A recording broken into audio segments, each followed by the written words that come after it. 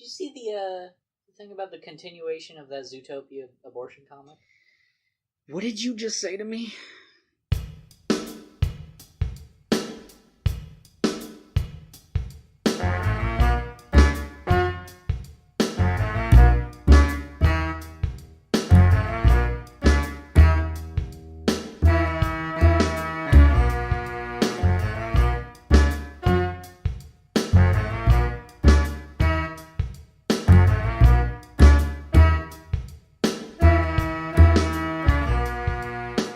Hello, and welcome to Late to School, a Sailor Moon watchcast. I'm Lorena. And I'm Zach. And what's up? you yelled.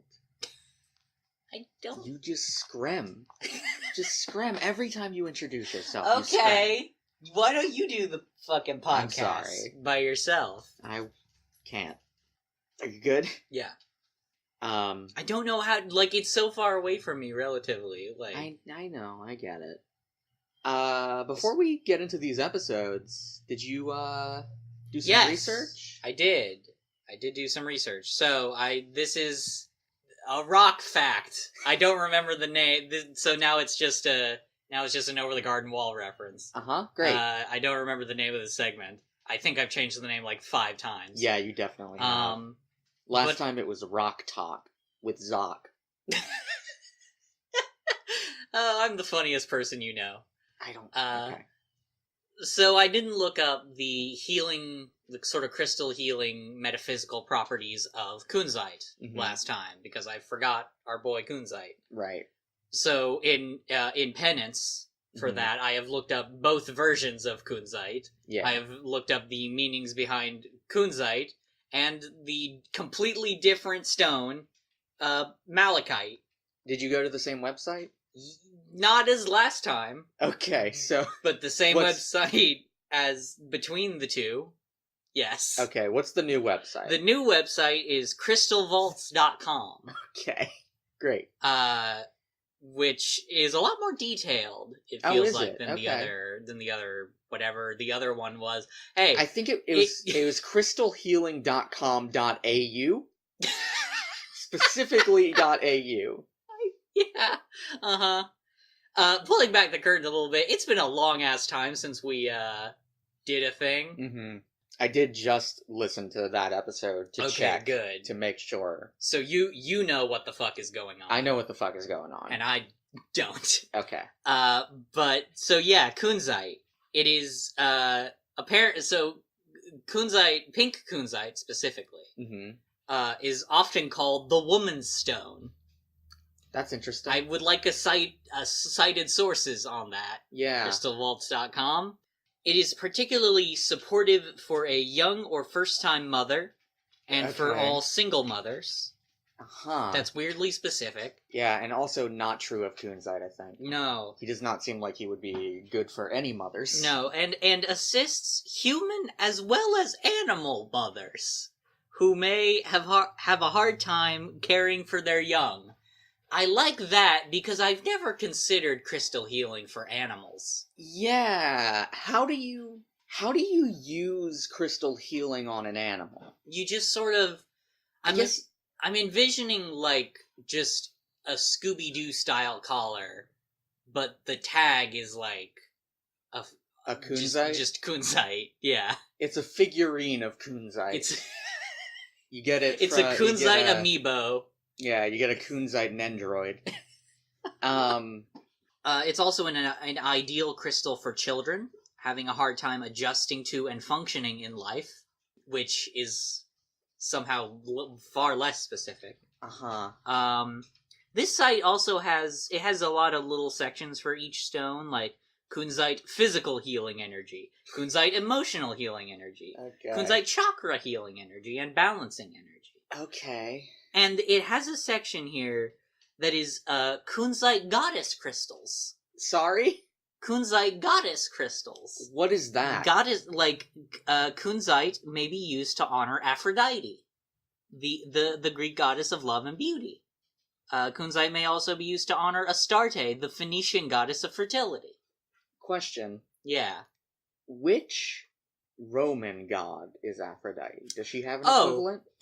Oh, that's Venus. Cool. Great. Fantastic. So yeah, the Kunzite. Mm-hmm.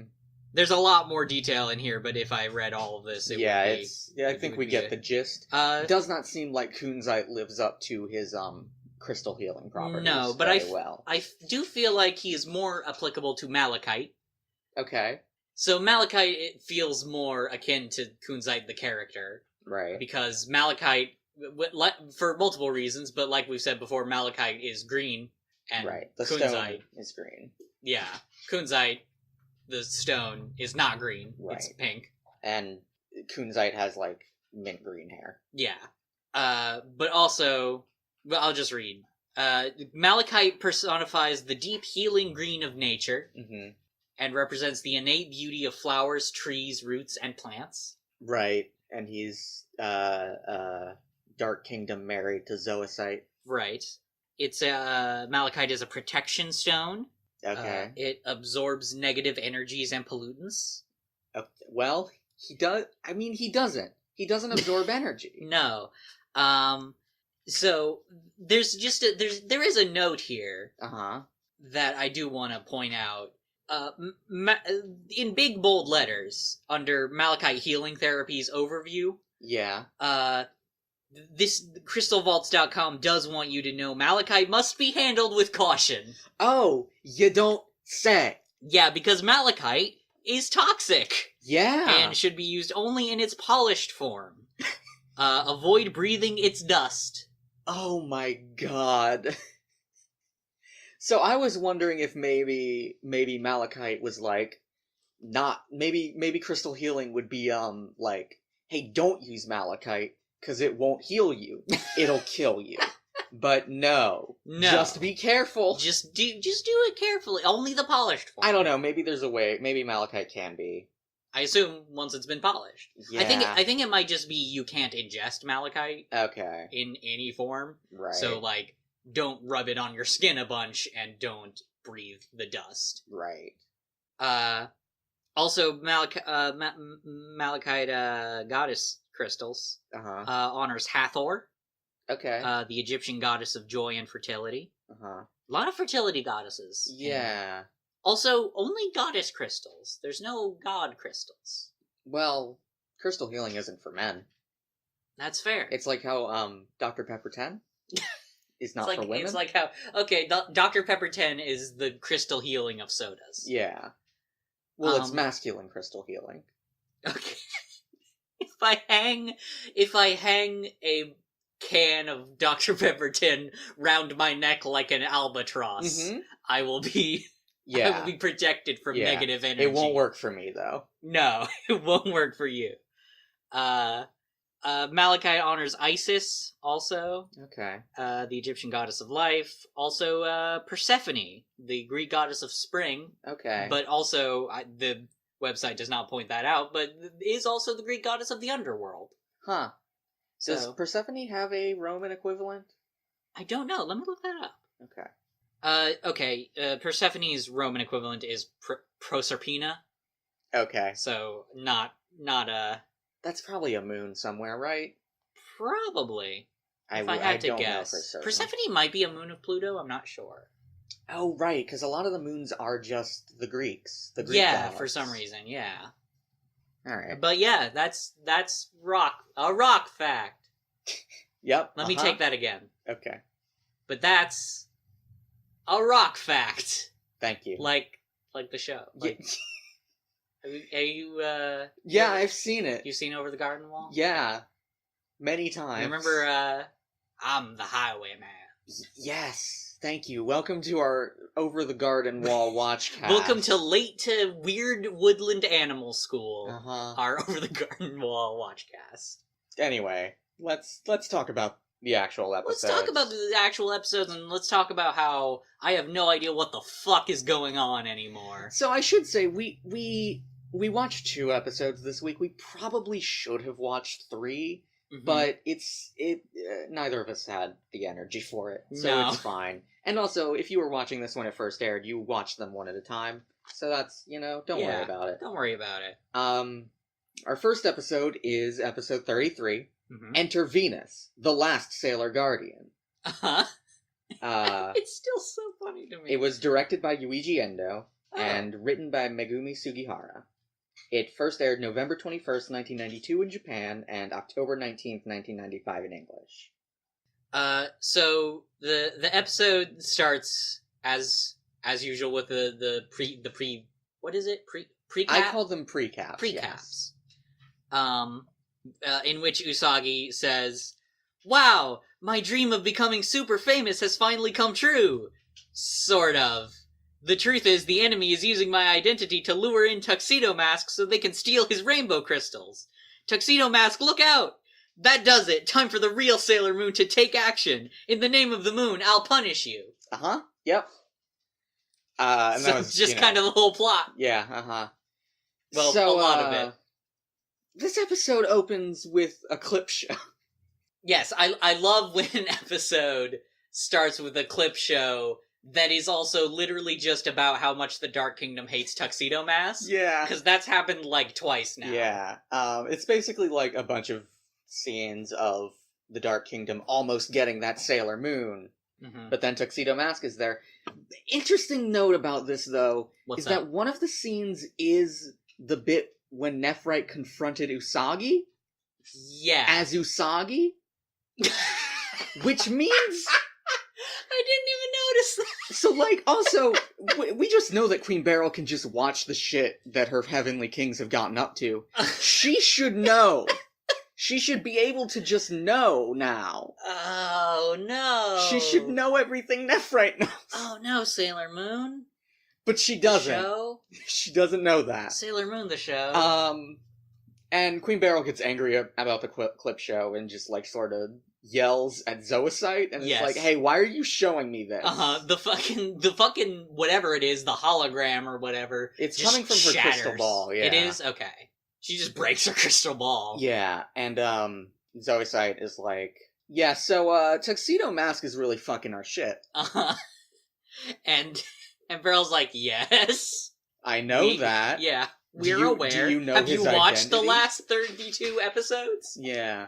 And she asks if Zoisite knows his true identity now, if he actually has some interesting information to give her. Uh-huh. And Zoisite says, no. But what I do know is, he really likes those Sailor Guardians. So. Yeah, this went so well the last time. The last 2 times. Yeah. We lure him with them. Yeah, and Beryl asks if Zoisite can use this to get the last 2 rainbow crystals. Right. Because she doesn't really care about killing Tuxedo Mask, No. I guess. She just wants the rainbow crystals. Right. Well, because, like, once they have the rainbow crystals, Tuxedo Mask can't do anything about it. Yeah, they'll have this legendary silver crystal, and they'll awaken the Great Ruler. Yeah. Great Leader? Great. It's been so long. It's both. I also did just watch this episode. Yeah, you just watched this episode. I think it's both. They say both? Yeah. Okay. But yeah, Beryl reminds Zoisite that this is his last fucking chance. Uh-huh. Because he's fucked up so Yeah, much. Remember last episode when he was rats? That was fun. That was a fun one. But it's wild because Zoisite has succeeded more than Nephrite or the other one. Jadeite ever did. Yeah, they have most of the rainbow crystals. They do. Yeah, they are closer now than ever before at achieving the silver crystal. Yeah, but Zoisite assures her that he won't fuck up this time, and that he will get the fucking rainbow crystals from Tuxedo Mask. And then Kunzite interrupts. Yeah, and he's here now, and he tells Zoisite. Also, this. Zoisite is, like, very excited to see Kunzite, and it's very cute. Kunzite tells Zoisite that if he plans to lure Tuxedo Mask into the open, he needs to separate him from the Sailor Guardians. Right. Not just lure him towards the Sailor Guardians. So he asks Queen Beryl for permission to take on that part of the job. To separate the Sailor Guardians from Tuxedo Mask. And Beryl is like, yeah, sure, just fucking give me the fucking just rainbow crystals. Just get the rainbow crystals. Don't suck it up this time. And then we... Zoisite and Kunzite both sort of, not really bow, but like... They salute. I would say salute Queen Beryl. and we hear Zoisite's internal monologue saying, "Though I swear allegiance to Queen Beryl, I am doing this for no one but you, Kunzite. I would give my very life for you." Uh-huh. And it's very cute, despite how Yeah. evil these fuckers are. I mean, that's the thing. Like, It humanizes them. yes, I think it would be easy to watch this show and be like, oh, they're gay and they're evil and that's bad. Yeah. And I don't really begrudge anyone who has that take. Yeah, But yeah, I think fair. for me, it feels more like their relationship and their queerness is what humanizes them, like you said. It's the one redeeming factor they have. Yes. It says a lot that, like, Zoisite killed Nephrite, Right. and I still like him. Yeah, absolutely. I'm still, like, kinda rooting for him. Mm-hmm. But then we get a cut to a bank robber. Yeah. Who, I want to say, has a shotgun. Yes, I do. Yes, it's important that you point that out. It is important that I point that out. For a thing in a little bit. It's a double-barrel shotgun. It is a double-barrel shotgun. A man has, I believe he has a sort of mask. Uh-huh. Maybe a balaclava. Yeah.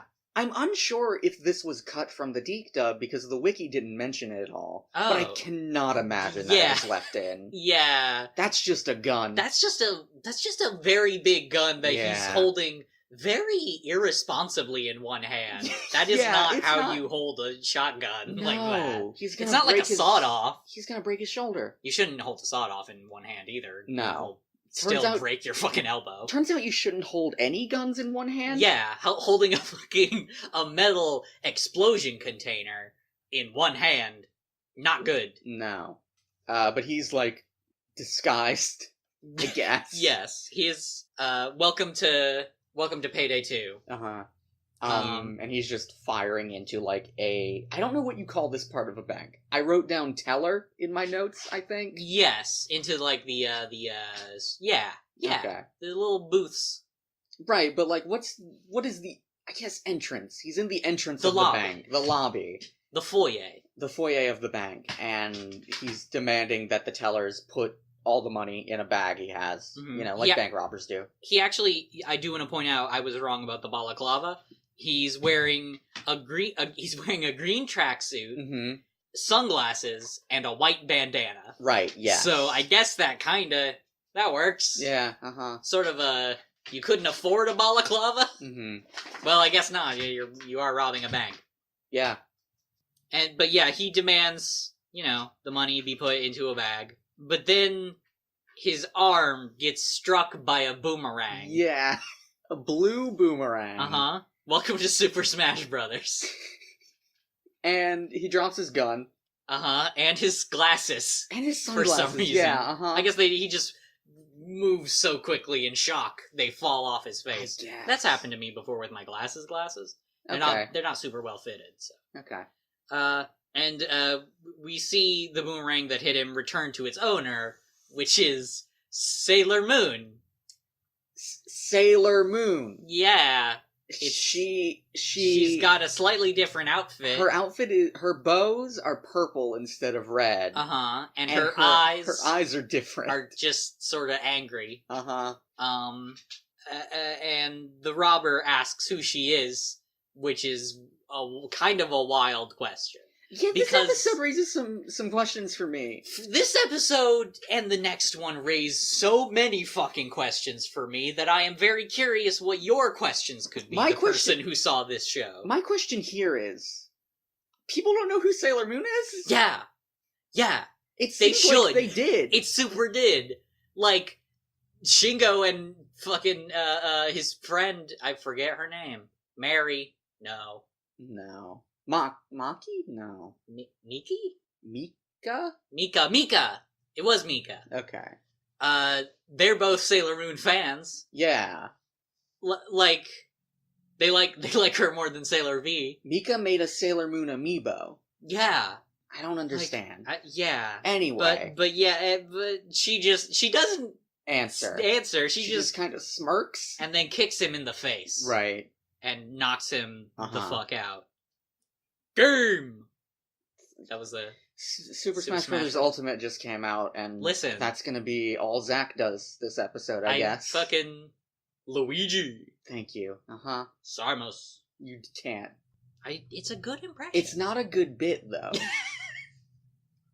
Isn't it, though? I don't think it's funny or entertaining for people, okay. except me. Okay, we'll let the people decide. Okay. That. So then we cut to Usagi's house, where the news is on. Uh-huh. And I think we see Luna napping on the couch. Yeah. And we hear the newscastman uh-huh. saying, "This just in, another arrest was made today by the mysterious hero calling herself the Pretty Guardian Sailor Moon." She's not super mysterious. Right. I want to point out. But because she does yell her name every time she has ever fought. Here's my question. Yeah, what's up?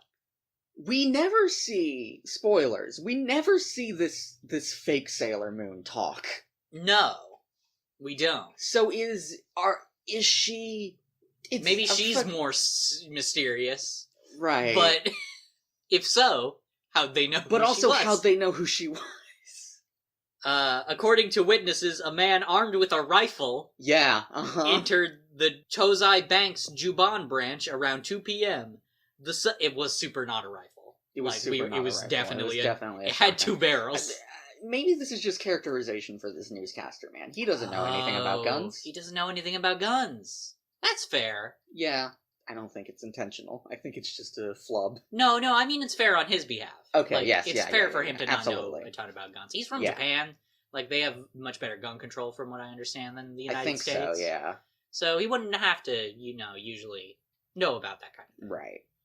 The suspect fired several rounds and was demanding money from a bank teller when the Pretty Guardian entered and quickly defeated the perpetrator. No civilians were hurt. Mm-hmm. She fights monsters. Yeah. Like, on the reg. Maybe that's it. Maybe people just don't... they don't care about the monsters. So they don't remember her. I don't know. I feel like man. I would want to report on the monsters more than the gun man. Yeah. But Luna wakes up and sees this newscast, and she catches like the back half of it. And is shocked. Yeah. That Usagi, I don't know why she's so surprised, but I mean, here's the thing. She only fights monsters. Yeah. We've never seen them stopping crime. That's a good point. She doesn't... Anyway, we cut immediately to Usagi, who is enjoying a double helping of crepes. Mm-hmm. Just eating... just double fisting, like, some crepes. I want to say the crepe on her right, or her left, has like these weird green things in it, and it looks gross. It doesn't look as good as the one on the right, which is just like strawberries or something. It's like I don't know, little like peppers. That's bad in a sweet crepe. Is sweet and spicy? That's a thing people like. Absolutely not. That's a thing people do. And she's with Mako. Yes, Mako wearing a fantastic outfit. Oh yeah, also. God, she's just full butch. Yeah, she's extremely. Got like a I think this is like... actually this is a sort of Sukeban style. Okay, outfit, yeah. Or she does have like a baseball cap or something. She has a baseball cap. Yeah. But it's like she's dressed like a delinquent. I think is the idea. She's one of the. I think this is one of the few times we've seen a female character in this show wear pants. I feel like. Yeah, it won't be the last time. I'm sure. But yeah, she has like a big oversized hoodie. I think. Yeah, like an orange hoodie. And it's great. Yeah. It's so good. I love Mako. And they're just talking about food. Yeah. This is Usagi's day off. Mm-hmm. I assume everybody's day off. Like, from school for probably the weekend. It's Sunday. I think Sunday is the only day off from school in Japan. I didn't know that. That sucks. Yeah, it's not great. But Usagi is very excited to be eating a lot of crepes. Mm-hmm. And the camera pans up, and we see 2, like, window washers on a nearby building, who, like, lower their platform on the little rope thingies. Uh-huh. And on the next floor, in the window, we see Mamoru. Yeah, who's in, like, a bookstore or a library. Yeah. He's on, like, a pretty high floor in this building, so it's probably not a library. Maybe this is the college. Maybe this is the college. Maybe this is a building at the college. Yeah, maybe he's, like, reading... Maybe this is in the college library. Yeah, maybe. And he's just looking at books. He's just looking at books. Although, if it is Sunday, then Mamoru's a fucking dweeb. Listen, you gotta get your work in. He's a fucking dweebus. And then we see, focusing again on the window washers, the, like, rope cords holding up the platform get hit by some fucking really pointy crystals. Uh-huh. Which then disappear. Yeah. But when they pierce through the ropes, it weakens the ropes and they start to snap. Yeah. And the platform falls. Uh-huh. And Mamoru notices right, this. yeah. Mamoru sees it happen. Yes, he's like sees the glint off the crystals, I think. Yeah. And he turns and looks and sees the crystals there. Mm-hmm. And sees as they disappear. But the platform has started falling, yeah. And the window washers start trying to hold on to it for their dear lives. One of the cords has snapped, and then the other one is still holding, and they're just holding on to that, basically. One of them is holding on to, like, the snapped cord and, like, just dangling off. And, yeah, the crowd below, including Usagi and Mako, are just looking up and watching in horror. And there's also a crowd gathering in the library where Mamoru is, and he just pushes through them to get a closer look. And then we see more crystals strike the dangling cable on the bottom, and the one hanging on to that one falls. Yeah. But before he can hit the ground, we see a silhouetted figure drop atop the building, drop a rope. And swing to his rescue. Uh-huh. Which I just realized is funny for a reason we'll get to later. We'll get to it. But, it's Sailor Moon? It's Sailor Moon. It's the purple one. Uh-huh. And she drops the guy on a nearby awning, and the crowd cheers for her daring rescue. Yep. As she leaps away. She just kind of bounds over a building, I'm pretty sure. Yeah. Sort of Superman style. Yeah. And Mamoru sort of runs out the building and watches her leave. Mm-hmm. And he wonders if she caused the rope to snap. Yeah. And Usagi, meanwhile, cut to Usagi back in the crowd below. She has collapsed and is crying. Because why does she have to dress up as Sailor Moon? Now everyone thinks she's some big hero and I'm not even getting any credit for it. Uh-huh. Which, yeah. She's having her identity stolen. Yeah. But Mako tells her to calm down and says that they need to tell Luna about this. And we pan over to the crowd and we see a white cat. And a girl with long blonde hair in a big red bow, in a school uniform.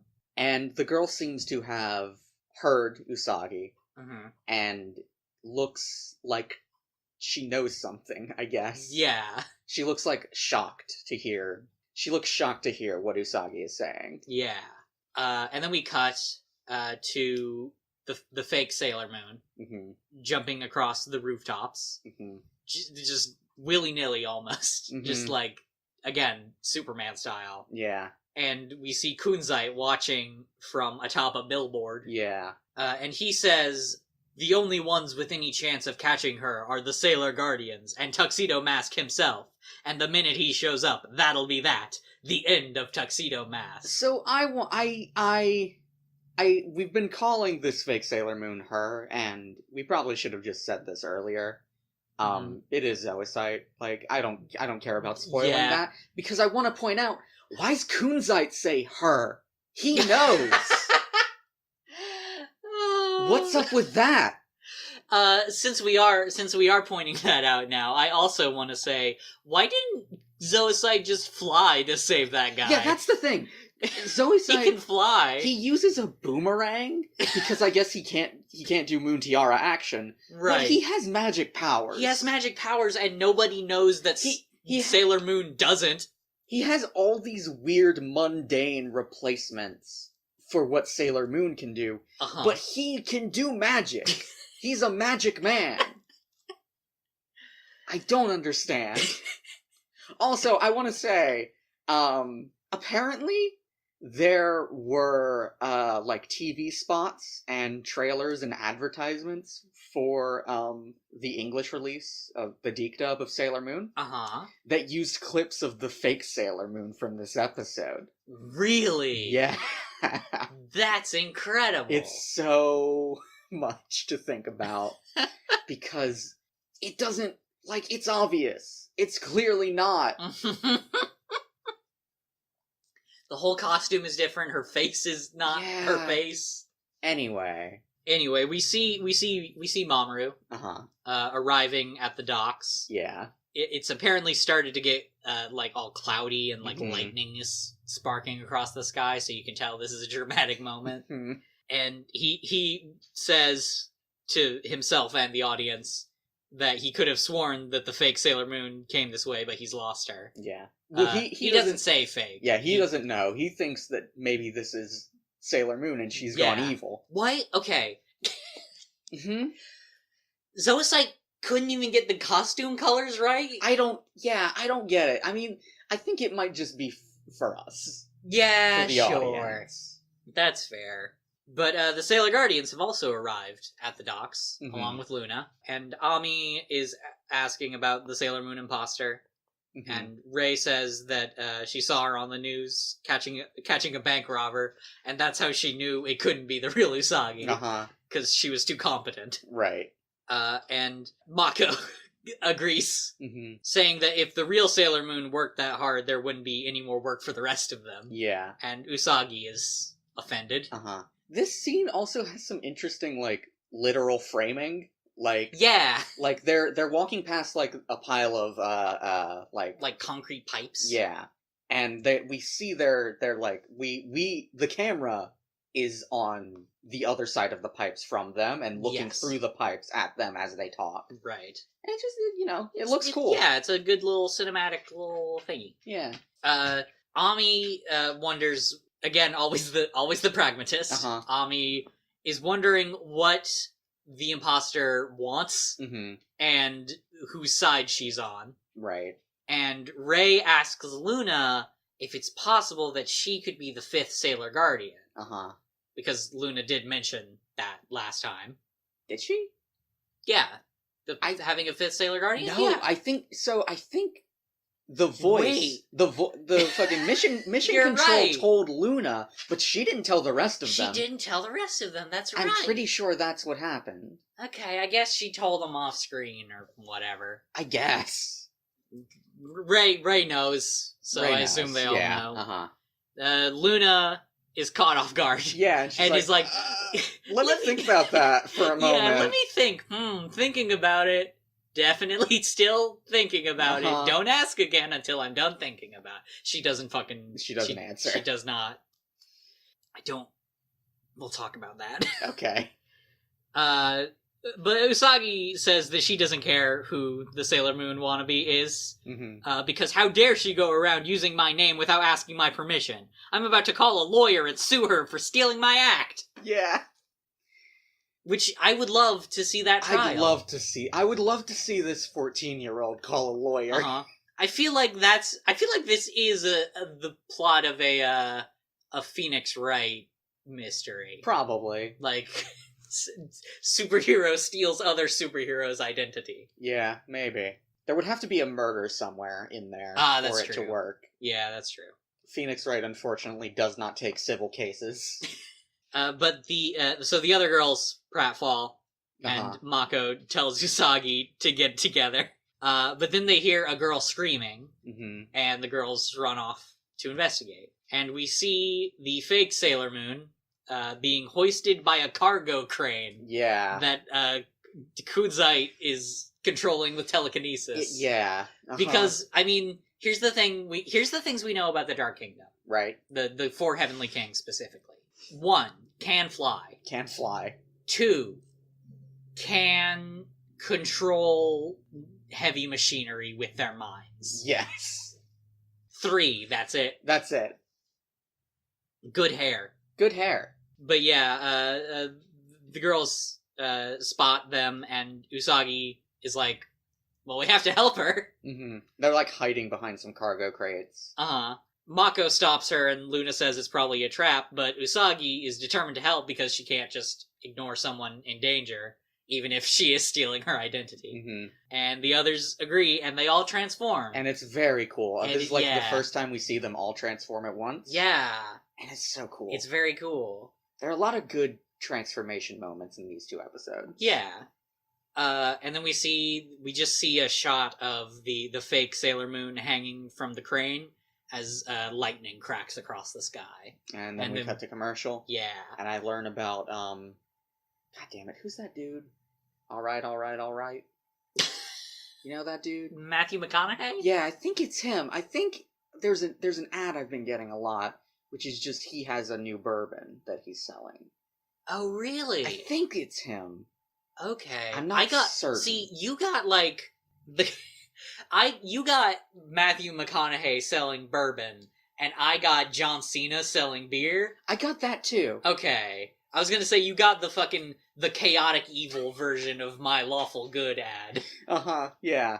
But when we cut back from commercial, we see Kunzite gazing out across the Tokyo Seaway as the lights from the city reflect across it at night, and he internally monologues. Yeah. This fantastic just monologue. This world is filled with too much light. It disgusts me. True beauty is the glow of darkness, and the shadow of the Dark Kingdom will soon cover this world. He just really does not like light pollution. I mean, same. Yeah, it's not good. I don't even like light in general, really. It'd be perfect for the Dark Kingdom. Yeah, the sun can, like, go fuck itself, honestly. I don't necessarily agree, but, you know. It's just so fucking bright. It doesn't need to be that bright, does it? Not that bright. Like, just, we take for granted the fact that that life evolved on a planet where there's just a thing hanging in the sky for, like, 12 hours a day that, if you look at it directly, will make you go blind. Yeah. We take that for granted, I feel like. Okay. That's fair. Anyway, Sailor Moon calls him out, and there's a cool visual where lightning strikes across her silhouette. Mm-hmm. And she tells him to let my imposter go, and says, "You're one sick puppy to tie up a girl and leave her hanging from a crane. You know that?" And then, I am the pretty guardian who fights for love and for justice. Yeah. And then also, everybody, the other Sailor Guardians all chime in. Yeah. With, that's right, and I'm Sailor Mercury. And don't you forget Sailor Mars. And last, I'm Sailor Jupiter. Uh-huh. And now in the name of the moon, we're all here to punish you. Yep. Sorry, we're all here to punish you good. Yeah. She does say that. But yeah, so Kunzite introduces himself as one of the 4 kings of heaven, and says they're gonna die. Yep. And then he just makes a giant dome of darkness. He makes a giant dome of darkness that, like, throws some cargo on the docks. It's physical darkness. Yeah. It's hard darkness. Uh-huh. This isn't just regular darkness. It's advanced darkness. Mm-hmm. Ray tries to fire soul the Dome of Darkness. And it just doesn't. The Dome of Darkness sounds like a fucking Kingdom Hearts game. Hey, fellas, did someone mention a Dome of Darkness? And then Mickey Mouse shows up and throws a rose at Kunzite. From what I understand, he is basically the Tuxedo Mask of that game. Is he very, my work here is done? Pretty much. That was a terrible Mickey. I can do a way better. I don't think either of us have good Mickeys. I can only do a good Mickey when I'm doing that line from From King's Quest? From King's Quest. A poisonous snake! Yeah, And, yeah, the Fire Soul just gets absorbed. Yes. And Rei is surprised, and Usagi complains about her attack being totally lame. And then a weird... a fucking holographic, like, outline projection of Kunzite that is giant. Yeah. Appears and starts bombarding them with explosions. Yeah. And taunts the Sailor Guardians. And then Mako tries to use Supreme Thunder against him, but it doesn't work. The projection also appears upside down at one point. Yeah, I don't know why. Kunzite he's using the fucking bit and binder method. He's just trying to throw them off their rhythm. I guess. But yeah, so the real physical Kunzite jumps down from his perch and says it's time to end it. And then he makes the dome shrink. He slowly closes it. Yeah. Closes it. You want to give that another go? No. Okay. On the Sailor Guardians. Meanwhile, Mamoru has become Tuxedo Mask, I guess. Yes. And he wasn't earlier. He was not earlier.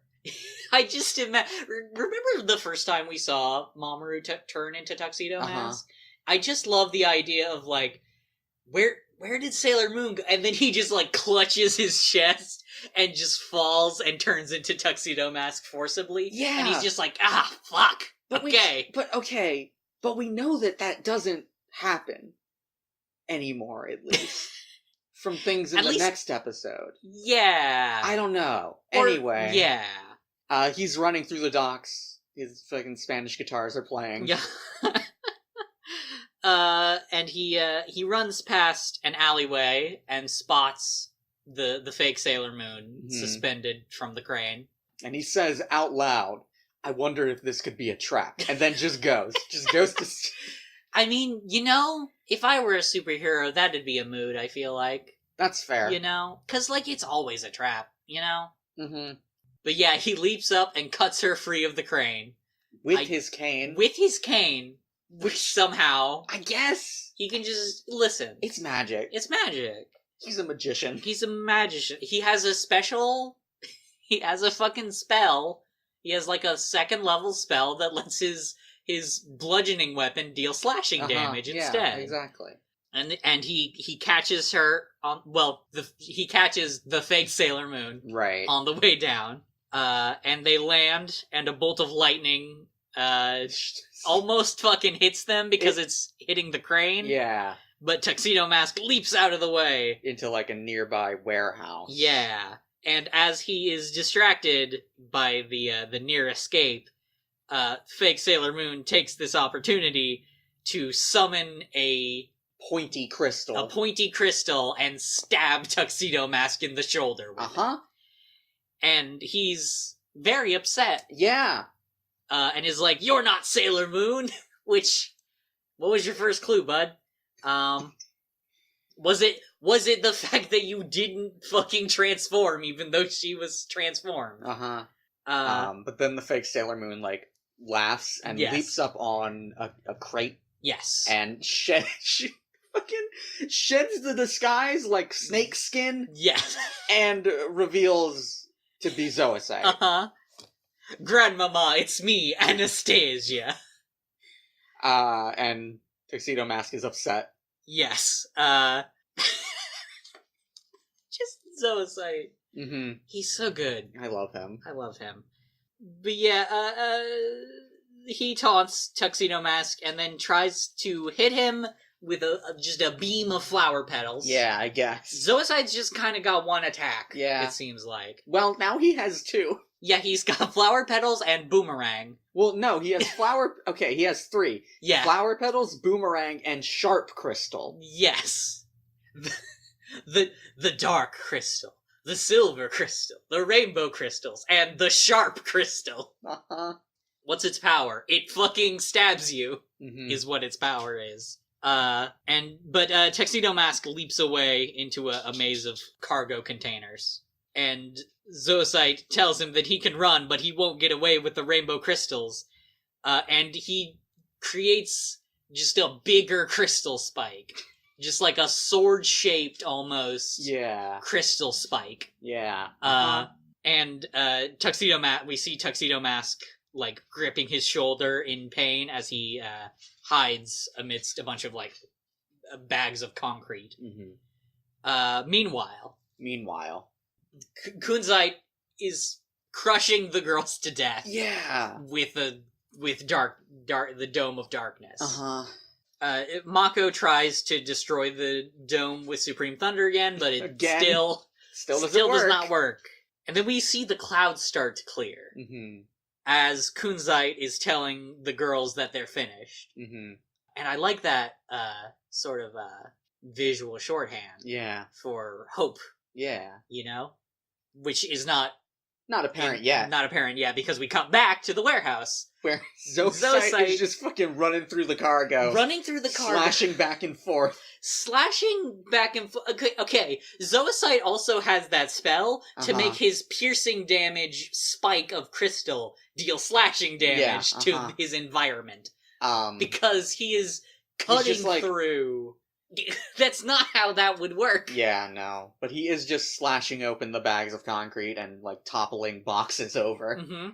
He's just a fucking bull in a china shop trying to get Tuxedo Mask. And we see Tuxedo Mask get flushed out and sort of emerge from the maze of cargo. And Zoisite has found his way to the top of the cargo. Yeah, I assume by jumping, but... Well, yes. And he readies his weapon and leaps down to attack Tuxedo Mask, but Tuxedo Mask blocks it with his cane just in time. Yes, this is now a fucking sword fight with a cane and a big spike. And then Zoisite uses his free hand while they're sort of struggling to blast Tuxedo Mask's mask away. Yes. And Zoisite sort of flirts with him for a second. And then we see Queen Beryl watching from inside the Dark Kingdom. So again, confirming what you said earlier, she can just watch. Yeah. She can just see all this shit that's going on, I guess. Maybe she hasn't been. Until recently. And she gasps and is like, oh. I mean, that's a gasp. I don't know why. She gasps, and we can tell that she is very surprised by, I guess, Tuxedo Mask's face. Yes, I believe she says, it's him. Yeah. Or it can't be, or something like that. Yeah. So she knows something about Mamoru Tuxedo Mask. And Zoisite, after flirting, saying that Tuxedo Mask has been hiding such a handsome face, is about to kill him, which seems like a waste of a handsome face. Yeah. You know? Yeah. I mean, I think Zoisite says that at some point in one of these episodes. Yeah. And so Zoisite's about to kill Tuxedo Mask. And then Crescent Beam. A figure, somebody, does a stock footage attack on Zoisite, which shoots just a fucking laser beam that hits his hand, and he drops the big fucking crystal stake. And he looks to see what the fuck, and sees a figure in a high window. Which sort of is just turning the tables on Tuxedo Mask. Now the mask is on the other face. I mean, yeah, it sure is. It is. But Zoisite asks, who the fuck? Who the fuck are you? Who the fuck? And then notices that Mamoru has already gotten away in the confusion. And then he looks back and the other person has also gotten away. He basically just got, like, murder stood up by two different people. He's, like, not even giving him the fucking time of day. Yeah. And he yells to no one, basically, I don't know who you are, but you'll pay for making a fool out of me. I'll tear you to pieces, you hear me? Which... And the voice acting is great. He just sounds like such a brat. Yes. Because he is. That's him. That's him. Meanwhile, the Sailor Guardians are still being crushed to death. Don't worry. Don't worry. That's still happening. They are slowly suffocating as well. Yep. And Kunzite taunts them some more. And then Zoisite shows up and is like, hey, Hey. you know, Tuxedo Mask, you know my part of this. You know my part of the two-part plan? I kind of fucked it up. You got away. And Kunzite literally says, you had one job. Zoisite also says that there's another enemy on the field. Yes. And then he's like, don't worry, I got it, don't worry about it. And then he just yells out, hey, Tuxedo Mask, I know you're here, come out. A master tactician. A flawless plan. A combat genius. A villainous mastermind. The most effective of the four Heavenly Kings. Uh-huh. Which, in fairness, it works. It does work. His plan of yelling... Not just yet, but we see Tuxedo Mask hiding behind the crane. Yeah. Still gripping his shoulder, and he, winces and puts his mask back on. Because God forbid. Yeah. Priorities. And Zoisite yells to Tuxedo Mask if he wants to save the Guardians, he should give himself up and hand over the rainbow crystals. Mm-hmm. And we hear Usagi telling him not to do it and to stay away. And we Usagi, and she winces in pain, and we see Luna, who is hiding in a pile of pipes. She's it's stacked up, and they're all on their sides. Yeah. And she's inside one of them. And we see her shout Sailor Moon in I don't know what that emotion is. When you see someone and you just shout. I would say dismay. Yeah. And I only mention that because it's important that that's where Luna is for something shortly. Yes. But yeah, Tuxedo Mask does decide to reveal himself. Mm-hmm. And he sort of limps over. He doesn't have a leg because he got hit in the shoulder, not the leg, but right, you know but what I mean. He staggers. Yeah. And Zoisite, taunts him. A lot of taunting in this episode. A lot of taunting in this episode and the next one. Yeah. There's a significant amount of taunting. Yeah. And Zoisite says, you see, Kunzite, I knew we would beat these losers in the end. Uh-huh. Yep. Which is... Losers. Sail your failures. Is that from the Deke Dub? That's from the Deke Dub. Okay. Not even sailor failures? No, I think I said it weird. I think it is sailor failures. Sail your failures is better. Yeah, okay. But we see the Guardians still struggling in pain under the Dome of Darkness. And Zoisite tells them that struggling will only make it worse and they should just give up. Mm-hmm. And then we hear the voice from earlier who called out, Crescent, Beam! Uh-huh. The spacing between Crescent and Beam is not as big as the spacing between Bubble and Spray. That's fair. It's more like Crescent, Beam! I think the voice acting for this dub in general is very good. They don't nail those bits. Nah. Unfortunately.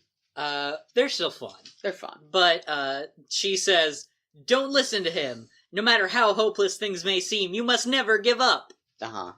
And Zoisite is annoyed and tells her to come out. And Luna recognizes her voice. Mm-hmm. And we see...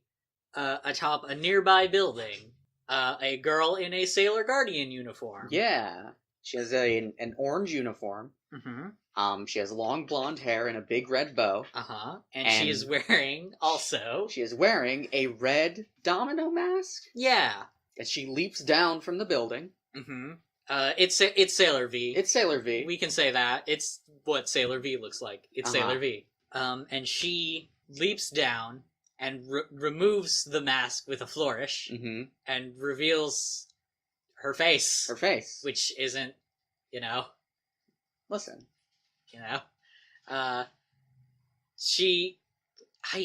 What? This is a great moment. Don't be snarky about this. I'm not... Okay. I won't be snarky about this particular moment. She leaps down and removes her mask and says, "I am the 5th and final guardian who fights for justice. I am Sailor Venus." So my theory was right. Yeah. From before. You were right. We established that last time, but it was in the preview, so. She uses Crescent Beam again. Can we describe Crescent Beam real quick? Like, the actual... The move is, like, she makes... Like, on the tip of her fingers, she makes, like, a double crescent moon shape. Like, 2 crescent moons back to back. Yeah. That then fires a fucking laser beam. Just from her hand. Yeah. Her main attack is finger gunning her enemies to death. Yeah. I love Sailor Venus. She's probably my second favorite. Really? Yeah. Okay. But yeah, so she uses Crescent Beam and hits Kunzite hard enough that he loses his grip on the darkness. On the dark dome. And the girls are free. Mm-hmm. And they can breathe again. Yeah. And Usagi sees this new guardian and is like, "Hey, fucking, that's Sailor V. You're Sailor V." And all the others are like, "Oh, oh, oh." And then we pan over to the, like, concrete tubes that Luna was in, and pan up, and we see a white cat, who just, he's a white palette swap of Luna. Yes. Same crescent-shaped bald spot. And he is standing on top of the pipes. Sort of, like, striking a heroic pose, I think. Mm-hmm. And he says... "That is correct. She's Sailor V, known as the Guardian of Justice, but her true identity is the pretty guardian Sailor Venus." Yeah. Which it isn't, first of all. Artemis. We don't know his name yet.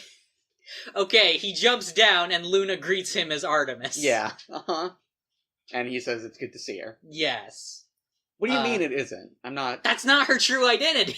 It's her true identity, She can't have a fucking secret superhero identity on top of her secret superhero identity. Okay, we'll get into this when we get into the fucking... You're very upset about this. These episodes confuse me. Okay. Things are getting pretty complicated. Mm-hmm. But yeah, Kunzite winces in pain from getting hit by a fucking laser beam. And Zoisite tries to sort of guard him and protect him. And he tells Venus to stay back and threatens to make her pay for hurting Kunzite. But he is interrupted by Queen Beryl. Who we hear Queen Beryl's voice echoing for them to cease operations immediately. Yeah. And she appears in the sky and tells the two of them to retreat as there's been a change in plan. Yep. And Zoisite is like, "We're about to kill him! Come on!" But she shuts him down immediately. And Kunzite acquiesces and promises the Guardians that they will return. Mm-hmm. And the two of them teleport away. Yeah. Zoisite teleports in his, like, usual flower petal swarm. Kunzite has, like, a sort of a beam of light that he does. And then Tuxedo Mask runs away. Yeah, without saying a word. And Usagi tries to find him, but can't. Yeah. And then we sort of cut into a sort of denouement, I guess. Yeah. Where the girls have gathered at the end of the dock. It's still nighttime. Or I think it's sunrise now. No, I don't think sunrise is until the next episode. Okay. But yeah, this isn't all one night, I don't think. Oh, well, it is. Listen, we'll get to it. We'll get the girls gather at the end of the dock, along with Artemis and Luna. And Artemis says, the team is complete. The 5 Guardians and both of the cats are finally here together. Yep. Listen, you gotta read Sailor V. Does this make sense as if you know what Sailor V is? Yeah. Okay. It doesn't seem hugely confusing. But I guess it is, because you are. I have so many questions, is the thing. Okay. And they'll answer them, I promise. Will they? Yeah, I promise they will answer most of your questions. Okay, I feel like they should have been answered next episode. But... that's why I said we probably should have watched all 3. Okay. Because yeah. Okay. the Mako welcomes Sailor Venus, and then Usagi asks Sailor Venus if she could be the Moon Princess, and Sailor Venus just laughs, and then the episode ends. It's just that David Lynch tweet, laughs, does not answer. Yeah. Or not, it's not a David Lynch tweet, it's a thing from an interview he did. Right, yes. But anyway. Yeah, that's the end of the episode. So, I want to go over voice actors for our two new characters. Yes. So, Sailor Venus is Jeremy Lee, who is an extremely prolific voice actor. Really? Okay. She's not in a lot of stuff I've seen, surprisingly. Okay. But her biggest recurring role is probably Asuna in Sword Art Online. Oh. She is also Lucy Heartfilia, I guess. She's from Fairy Tail. Yeah, from Fairy Tail. I've never seen Fairy Tail. Neither have I. I only know it through osmosis. But she's also most of the things I recognize her from were video games. She is May in Fire Emblem Echo Shadows of Valentia. Okay. She's also really okay. She's also A2 in Nier. Oh, okay. Who is one of the I don't think I've ever seen robots. A2. I haven't seen enough of Nier. I haven't played it. Sorry, should specify Nier Automata. Nier. The one the people care about. Yeah. And Artemis is Johnny Young Bosch. Yeah. Who everyone knows. Yeah. He's the second Black Power Ranger, Adam. He's how do you pronounce this name? Lelouch? Lelik? What from character? Code Geass? Oh, I have no idea. Okay. I've never seen that show. He's also Vash the Stampede in Trigun. Oh, okay. And he is Ichigo in every version of Bleach except for the first series, I guess. Okay. He's also Yu and Adachi in Persona 4. Okay. Not in Fire Emblem? He's not in Fire Emblem, Weird. Surprisingly. Maybe they'll get him in the next one. Maybe. He's not even in Fire Emblem Heroes or anything. Weird. But yeah. Remind me. Okay. Is Johnny Young Bosch also the mysterious voice in the arcade cabinet in Sailor Moon? Yeah, he is. Okay, that's Artemis. Who knows? Who could say? No, you can't. No, you can't be. You can't be coy about that. I can. It's gotta be him. Who knows? No one knows. I hate you. Our next episode is episode 34. Uh-huh.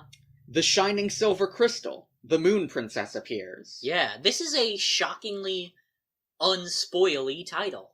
Yeah, this episode was directed by Harume Kosaka and written by Katsuyuki Sumizawa. It aired November 28th, 1992 in Japan and October 20th, 1995 in English. Okay. So this episode, you know how I just said it had a very unspoily title? Uh-huh. It has a very spoily precap, in which Usagi monologues, "I don't believe it! That jerk was Tuxedo Mask all along? And now he's fighting Zoisite right in front of me? Ah!" I can't remember the fucking, cadence of her scream. No, I just have your writing of it to go off of. Just what the heck is going on here? Same. Never mind. What's important right now is for me to fight evil. In the name of the moon, I'll punish you. And so this episode starts off immediately from the last episode. Yes. Which is the first time the show has done this. And it's just Usagi asking if Sailor Venus could be the Moon Princess. And she immediately says, "Nope, I'm not. But I am a guardian dedicated to protecting the princess, like all of you." I hate it. I hate that. Saturday morning cartoons were a mistake. But Usagi fangirls internally over Sailor V. I have so many questions. Venus says it's nice to meet all the other guardians. And they all... How... I'm I'm struggling to keep all the questions in. How long has she known that there's other guardians? Okay. Well... We'll get to it. We'll get to it, I promise. Artemis interrupts their introductions. Yeah. Each other. And says that he and Venus are in the middle of an important investigation. Mm-hmm. And that they'll share the details when they meet the others tomorrow night at Hikawa Shrine. Yep. Why can't you just do it now? Gotta investigate some more. Okay. And then he, farewell. Uh-huh. And Venus and Artemis just leap away. Mm-hmm. And the girls watch her leave, and Usagi fangirls more. Mm-hmm. And has there ever been a moment where Usagi hasn't been initially in love with the newest guardian so far? No. I feel like there's absolutely has not been. Because she and Rei have a rivalry now. But we do recall I wouldn't mind doing that part-time. Yeah. No. Baikon Usagi Tsukino. Yes, of course. Meanwhile, the Dark Kingdom. Mm-hmm. We see the big skull and shit. Yeah. Geiger Hell. It's been so long since I've said Geiger Hell, it feels like. Has it? It feels like it's been 50 years. Yeah. It's nice to be recording the podcast again. Okay. And be able to say the joke you are almost certainly sick of now. No comment. We see Queen Beryl's throne room, and Kunzite asks Queen Beryl why... Hey, what the fuck? Hey, why'd you pull us... Yeah. We were about to kill him! We were gonna kill him!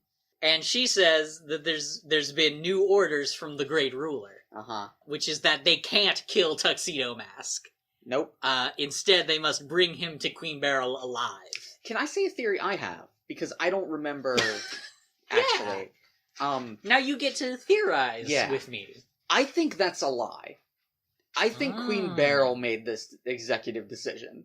I don't think the Great Ruler has any opinion about Tuxedo Mask. Okay. I could be entirely wrong. That would make sense, because they, as far as we know, have not been gathering more human energy. Right. So they would have no way of waking the Great Ruler back up, even temporarily. Right. Zoisite is sort of aghast and demands to know why, and Beryl just says she doesn't have to explain herself to him. And then we cut to Mamoru, who has gotten home. Yes. And the sun is rising, which is what I was talking about earlier. Okay. The sun is now rising. This is the same night. Okay. You see that he is bleeding from his shoulder. Yes. It's actually a really good shot where, it's not just one shot, but, like, we see him, like, clutching his fists, basically, at, like, leaning on the back of his door, the door to his apartment, or condo. I think it's a condo. And then he moves off the door and, like, goes over to his couch, and we see, like, a spot of blood on the door behind him from where he was leaning on it. Like, that's how we know he's bleeding. Surprising amount of blood in this show. Yeah. Guess what's not in the Dikta. Yeah. How'd they remove... I don't know how, but they did. There's no splotch on the, No, not at all. The plot of this episode revolves around bleeding a little bit. So I'm curious how they manage that. I'm unsure. But yeah, he just collapses on his couch to rest. And then Zoisite assumes direct control of the TV. Yeah. He has control of the airwaves. Yes. What's the Max Headroom speech? What's the fucking quote people love from that thing? I don't remember. You'd think I'd know more about that. Yeah. That seems like my kind of thing, right? Yeah, it does. Anyway. Why was he... Who's Max Headroom? I don't know. I don't actually know. Okay. Zoisite is here. On your TV. And Mamoru asks how Zoisite found him, and Zoisite said it was easy. once he found out his true identity, Mamoru. Yeah, we don't really get any explanation of how that happened, but it did. He just saw his eyes. Yeah. That's all you need. Yeah, he looked up, okay, who were hot single guys in Juban? He's not, though. He's not single. Do you think... I don't know if that counts. I don't know if dating Ray counts. So Mamoru is like, hey, okay, fine, what do you want? And Zoisite says that he wants a fucking duel. He wants to duel Madam, Mamoru. I challenge you to a duel. With the winner taking all of the rainbow crystals. Uh-huh. And Mamoru is very calmly agreeing to this. Uh-huh. Stupidly. Mm-hmm. Like, the amount of smug between these two characters just being alone It's so powerful. Was enough to crack my phone screen. Uh-huh. And Zoisite says that they should fight in that wonderful structure in the Bay Area, the Starlight Tower. Mm-hmm. And schedules the duel for 5 o'clock. Yeah. This... Uh-huh. I just want fucking 10 Duel Commandments to start playing. Uh-huh. I just want the challenge demand satisfaction. Yep. Demand the rainbow crystals. And Mamoru agrees to 5 o'clock at the Starlight Tower. Yeah. I meant to look up if that was a real place, but I didn't. Should I do that now? Sure, go ahead. Welcome back to the segment where Zach Googles things. It doesn't look like a real place. No, it doesn't. It looks like it's made of crystal. It looks completely incongruous with everything around it. Yeah, no, it does not seem to be a real thing. Okay. I'm seeing a thing that appears to just be a fucking, like, literally an observatory. Okay. Like, a tower where you look at stars. Right, sure. Did you specify, like, Tokyo or Japan? I specified Japan. Okay. Alright. I figured that. With the way it looks in this show, I figured that would get it. You know? People would talk about that structure. So not a real place. Not a real place. Makes sense. Yeah. So we cut, after that, Mm-hmm. to Usagi leaving detention. Uh-huh. Cheerfully saying goodbye to Miss Haruna. And then immediately being like, that Miss Haruna. She gave me detention when I need to be very on time. So she starts running to the Hikawa Shrine to meet up with the others. While picturing how Rei is going to chastise her. Mm-hmm. But on her way, she sees someone in the street, not in the street, but on the sidewalk, sort of hunched and staggering. Mm-hmm. And she says, "Hey, I know those pants." And it is Purple Pants. It's Purple Pants. It's Mamoru. And she, like, sneaks up behind him and fucking slaps him on the back and says, "Hey, guy, how you doing?" And Which would be... Here's the thing. If... without the context of everything that's happened, that... Like, if this was just an episode where that just happens and Mamoru is just fine, that would be the funniest fucking shit. Yes. It's kind of all still the funniest shit, because she almost kills him. Yeah, he, like, doubles over in pain, and she's like, "What's wrong?" Yeah, she says it exactly like that. Like, she's very confused but sort of casual about it. And he dodges the question. And just says, "Hey, bunhead." Yeah, and observes that she's very cheerful today. And she gets angry and is like, "I'll have you know I am always a very cheerful person." Which, normally, Mamoru would snark at her. But this time, he chuckles and says that he hopes she'll always be this way, and tells her to take care before he starts walking off. Yeah. And Usagi is confused at the fact that he wasn't an asshole to her. Turns out all it took was getting stabbed by a powerful otherworldly entity to make Mamoru not be a dick ass. Yeah. Which, that'd do it. That would do it. I guess that'd do it. He should have been stabbed by an otherworldly entity sooner. Yeah, Luna should have just fucking Uh-huh. wrecked his shit. But yeah, and as Usagi is confused, and as Mamoru is walking away, she looks at her hand and sees that there's blood on it now. Mhm. And she worries that he might be hurt. Mhm. And then we sort of cut to a nebulous amount of time later. Mhm. Mamoru's just standing in an alleyway for some reason. Yes, probably, taking a break. Yeah, taking I a guess. rest. He's fucking bleeding out of his shoulder. Yeah. They never establish if he's got, like, bandages on under there. Probably not. Like, I don't know how much time he spent sort of getting ready for the duel. Uh-huh. I would hope he's just sort of, like, I hope he's not got just a fucking open wound under there. Yeah, I don't know. Don't worry, I'm staunching the flow with my ugly green jacket. He's staunching the blow with his turtleneck sweater.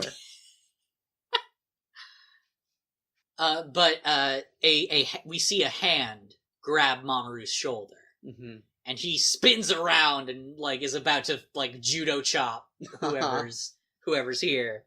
But turns out it's just Usagi. Yeah. And she, like, screams. Uh-huh. And he asks her what the hell she's doing. Mm-hmm. And she says that she's worried about him. Uh-huh. And this is, like... Usagi not knowing that Mamoru is Tuxedo Mask actually really works here. Yeah. Because it's just, like... Usagi is such a nice person that she is genuinely worried about a person who has been nothing but a dick to her his entire life. Basically. Except for, like, 5 minutes ago. Yeah. And in fact, this confuses Mamoru. Mm-hmm. Because, Yeah, don't you hate me? And Usagi says that she knows he's hurt and demands that he see a doctor. And Mamoru tells her it's none of her business. And then yells at her to bug off. Mm-hmm. As one says in the 90s, I guess. And then walks away. And Usagi yells at him for being rude, and then grudgingly follows him. So sort of back to their huge. And then they arrive at the base of the Starlight Tower. Yeah. Which is just a big-ass, evil-looking tower. Yeah. And we see Zoisite, like a close-up on Zoisite's eyes, as he says, "It's showtime." Mm-hmm. And then he activates his final smash, where he hits everyone on the screen with, like, missiles and stuff. Yeah. Because that's what he says saw a snake.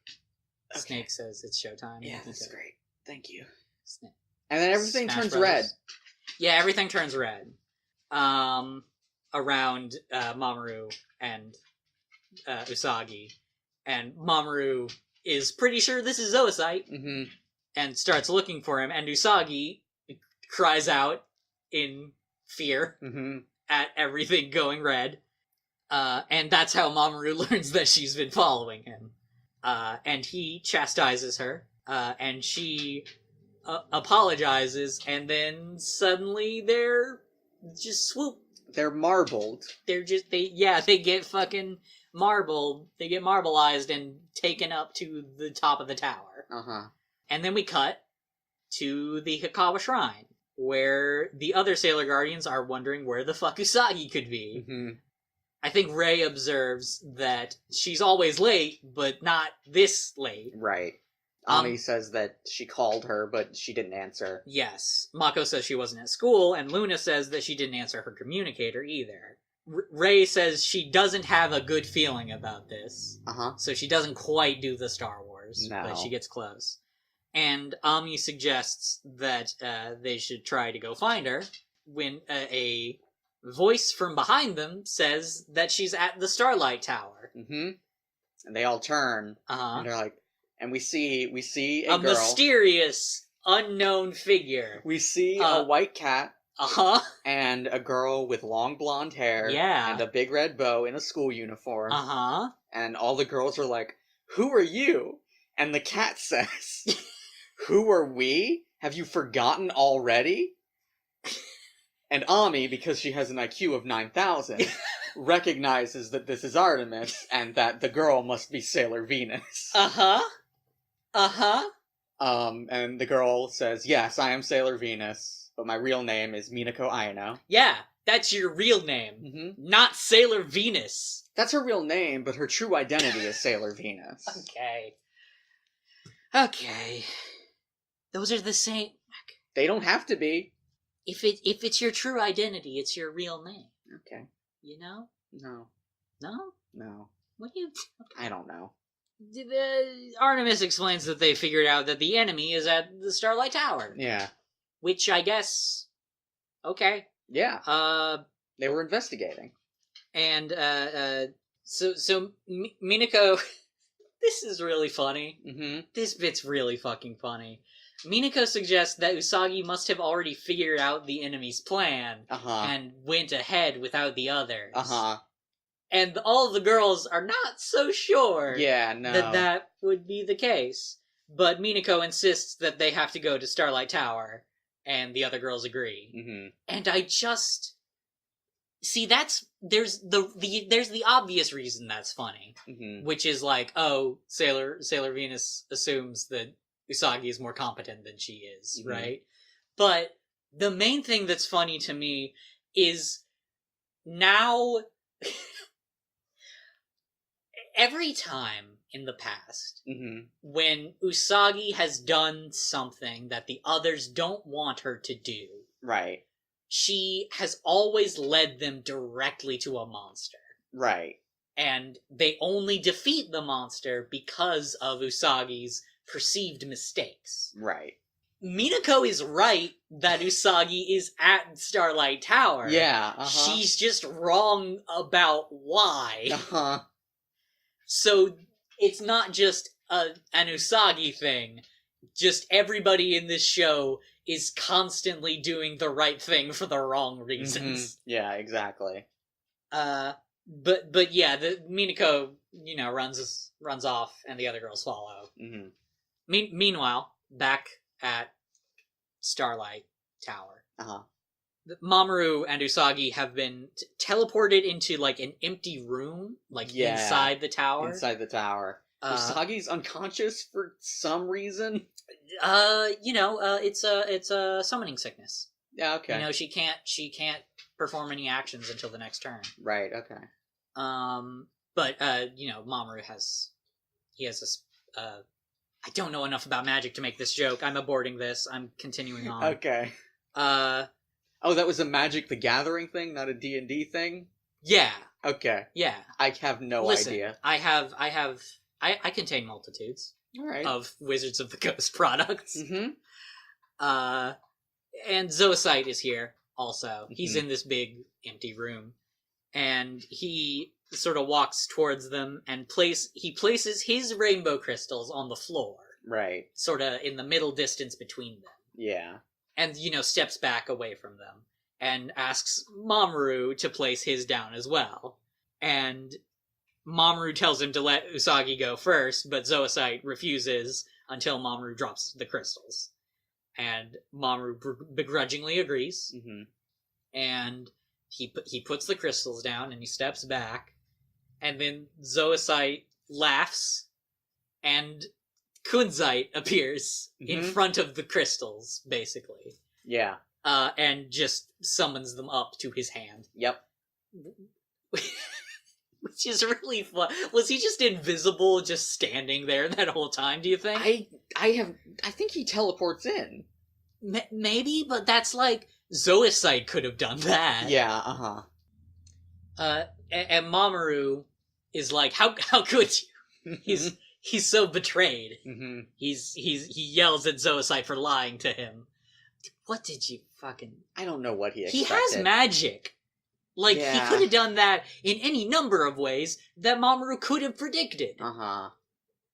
Sometimes you just gotta, you only have one option. You only got... Yeah, that's fair. But Zoisite threatens to kill Usagi if he doesn't stay put. And then Kunzite leaves, telling Zoisite to handle the rest of the job. Which is a lot of faith put in Zoisite, considering the last time he was literally like, you had one job. It was kill Tuxedo Mask. And what did you do? Not kill Tuxedo Mask. Not kill Tuxedo Mask! Yep. But as Kunzite is leaving, Mamoru throws a stealth rose. He just pulls it from his jacket and tosses it. He just has them. He has them all the time. How many of those bad boys do you think he got in there? At least 2. Because at least 2. He's just got a fucking bandolier of those things in there. He's got a quiver. He throws the rose at Zoicide's face. Right. I don't know if we said that. And meanwhile, Usagi wakes up and is like, "Hey, what the shit? What's going on? Why is Mamoru fighting Zoicide? Why is Mamoru fighting Zoicide?"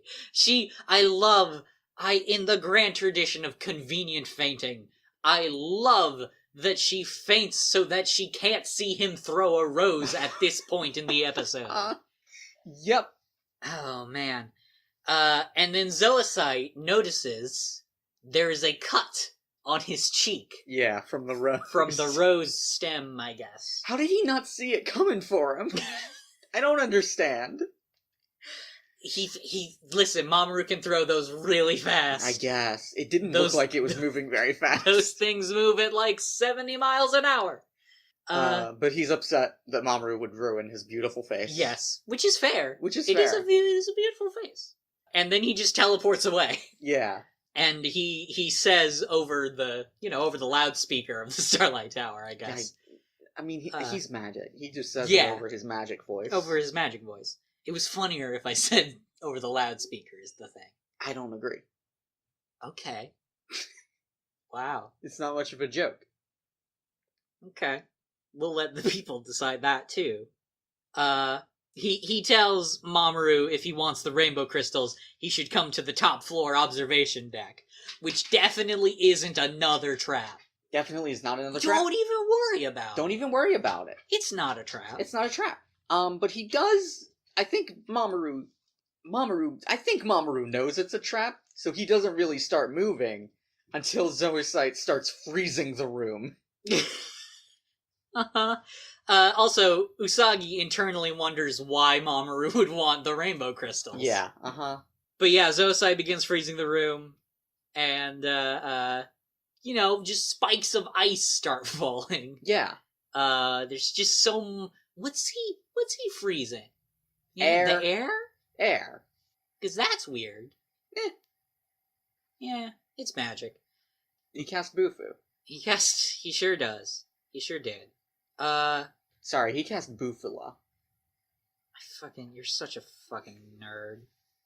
Actually, it's probably Ma Bufula because it affects a whole area. At least I fucking explained the fucking snake joke. That makes it worse. Explaining the joke doesn't make it funny. It makes it make sense to people who haven't played Persona 4 or Smash Brothers. Or Shin Megami Tensei. Ma Bufula is not exclusive to Persona 4, you fool. The game everybody's played. Lots of people. Shin Megami Tensei. I don't know if you know this. This is an anime podcast. We have lots of friends who have no idea what the fuck you were just talking about. I don't care about them.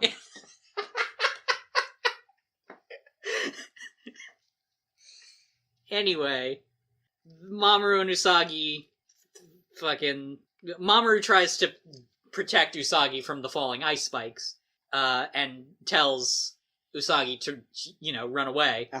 And as they're running, Mamoru winces and grabs his shoulder in pain.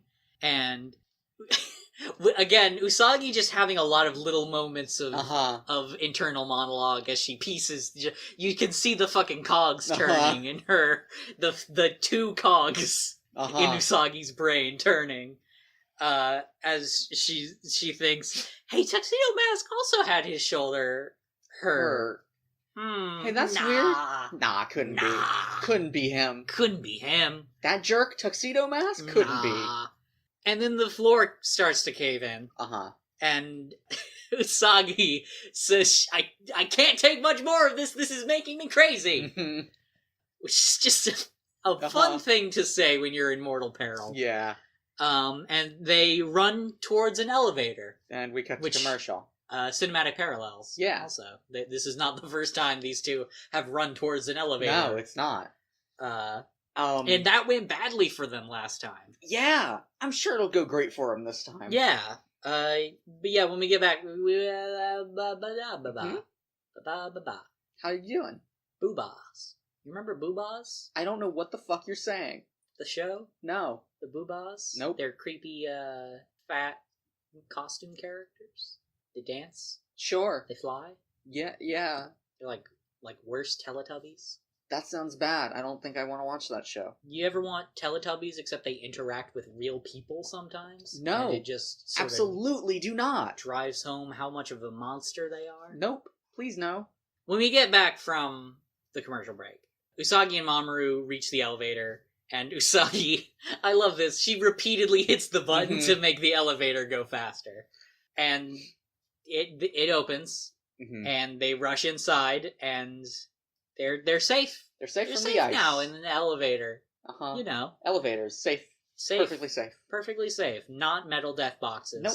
With an established, canonical sort of grudge against our protagonists. Mamoru says... Mamoru is more sort of savvy. And says not to count on it. And so up to this point, they've just been sort of leaning on the door. Right. And when they turn and look at the elevator, it's fucked up. It's fucked up in here. Welcome to Geiger Hell. So I don't know how to actually describe what this elevator looks like, but in my notes, I wrote that it's like green, Geiger-esque flesh walls. Yes. These walls pulsate. They have veins. They have veins that have liquid in them. Probably. Presumably. Yeah. How did Zoisite and Kunzite get that in here? I think... Was this elevator always like this? I wanna propose something to you. Okay. So, Minako says... This is also a theory, which you might also just know is wrong. Okay. So, we'll see, I guess. Minako mentions that Artemis and Minako both say that they have figured out that the enemy has been operating out of Starlight Tower. Okay. I think Starlight Tower might just be the Dark Kingdom. Do you want me to answer? Or at least, yeah, I think it's probably a crossover point between the realms sort of thing. I'll say this, it's not where Queen Beryl is. Okay. But it might be where Kunzite and Zoisite have just been living. Okay. That would make sense, right? It might also have been where, like, Nephrite's throne room was. Possibly. Although I don't think... I don't know. Unless Zoisite and Kunzite appropriated it from him after his death. I don't think they would want to share I don't think they apartment. were roommates. But yeah, they're trapped in a Geiger elevator. Mm-hmm. A Geiger elevator. Did we mention that Geiger elevator? Yeah. A Geiger elevator. Did we mention that the doors are gone also? The doors are gone also. Now we have. Okay. A Geiger elevator. Yeah, you don't have to keep saying it. That doesn't, it's a funny joke, but that doesn't make it funnier. Okay. Okay. How are your notes? Did you lose your place again? Or are you just being silent out of spite? I'm just mad. I'm sorry. I'm just offended. Anyway, the rest of the Sailor Guardians have arrived at the base of Starlight Tower. And Ami brings up her visor and, scans the tower. And, she, I guess sees through the walls? Yeah. Well, there's Actually, a window. No, I think there's a window, yeah. But she can see through the walls. Yeah. That's a weird sort of element to add if you're just gonna put a window there. Yeah. There's a window on the elevator, to be clear. Yeah. It's a glass elevator. Yeah, I guess. Your favorite kind of them. I hate them. I like them more. We can't. We can't. This is what people listen to this show for. I know. Ami spots Usagi and Mamoru trapped in the elevator, and also sees that all the doors into and out of the tower have been shut. Mm-hmm. or just aren't there. Just the doors just aren't, because we see the front of the tower. There's not a door there. Yep. There are some doors. There are some sure, doors, yes. but, There are definitely some doors. And so they're all like, "Oh, what are we gonna do?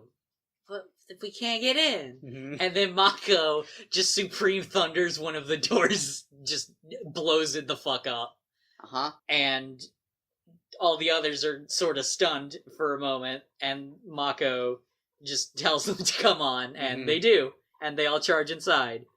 And we see Kunzite and Zoisite on the sort of the observation deck of the tower, I guess. Watching as the Guardians enter. Yes. And Zoisite is very pleased that they'll be able to just fucking crush them all at once. Mm-hmm. And Kunzite says, "That'll be our revenge for that cut cheek of yours." Which is... I love them. I love them. I also love that we don't know how they felt about Jadeite, but, you know, they did kill Jadeite. What? Well, no, Queen Beryl killed Jadeite. Queen Beryl killed Jadeite. I guess the Guardian sort of indirectly led to Jadeite's death, but... Yeah. I'm just saying, I feel like there's other things they could seek revenge for. True. Vis-a-vis killing them. They couldn't give a shit about Jadeite. No. You don't think? No, absolutely not. No one does. Do you not think? No one else was around when he was working, so clearly they didn't want to be around him. So, you know, when you put it like that, Zoisite was around Nephrite even though they hate each other, because Zoisite wanted to taunt him. Right. The fact that none of the others show up when Jadeite is working on stealing human energy implies that none of them even give enough of a shit about him to hate him. Right, exactly. They're just like... I like to think they have to stop themselves every once in a while from saying the three Heavenly Kings. Like, they just forget. We got Kunzite, Zoisite, Nephrite, and what's his fuck? That one, the blonde one, you know? Diamond? Was that his name? Was it Diamond? Is it Jadeite? Is it Jadeite? Was it Jadeite? Bismuth. So we cut back inside the elevator. Where we see Usagi is complaining about how slow the elevator is as like an icebreaker to have a conversation on this very slow drama elevator. Again, this is very cinematic parallels. Yeah. To the last time these two characters were in an elevator together. Well, an elevator shaft, I guess. Yeah. They were in the elevator for like a second. Yeah, but they didn't have a conversation in the elevator. They had it when they were clinging to the side of the elevator shaft. Right. As normal people do. Yeah, absolutely. I mean, I say that if somebody tried to have a conversation with me in an elevator, I would explode. That's fair. And then she immediately asks why he wants the rainbow crystals. And then is immediately like, "Oh, sorry, you don't have to tell me." But Mamoru does tell her. He explains that they'll help him find the silver crystal. And Usagi is like, hey, he knows about the silver crystal too. Hey. And then Mamoru continues explaining that he wants the silver crystal to help him get his memories back.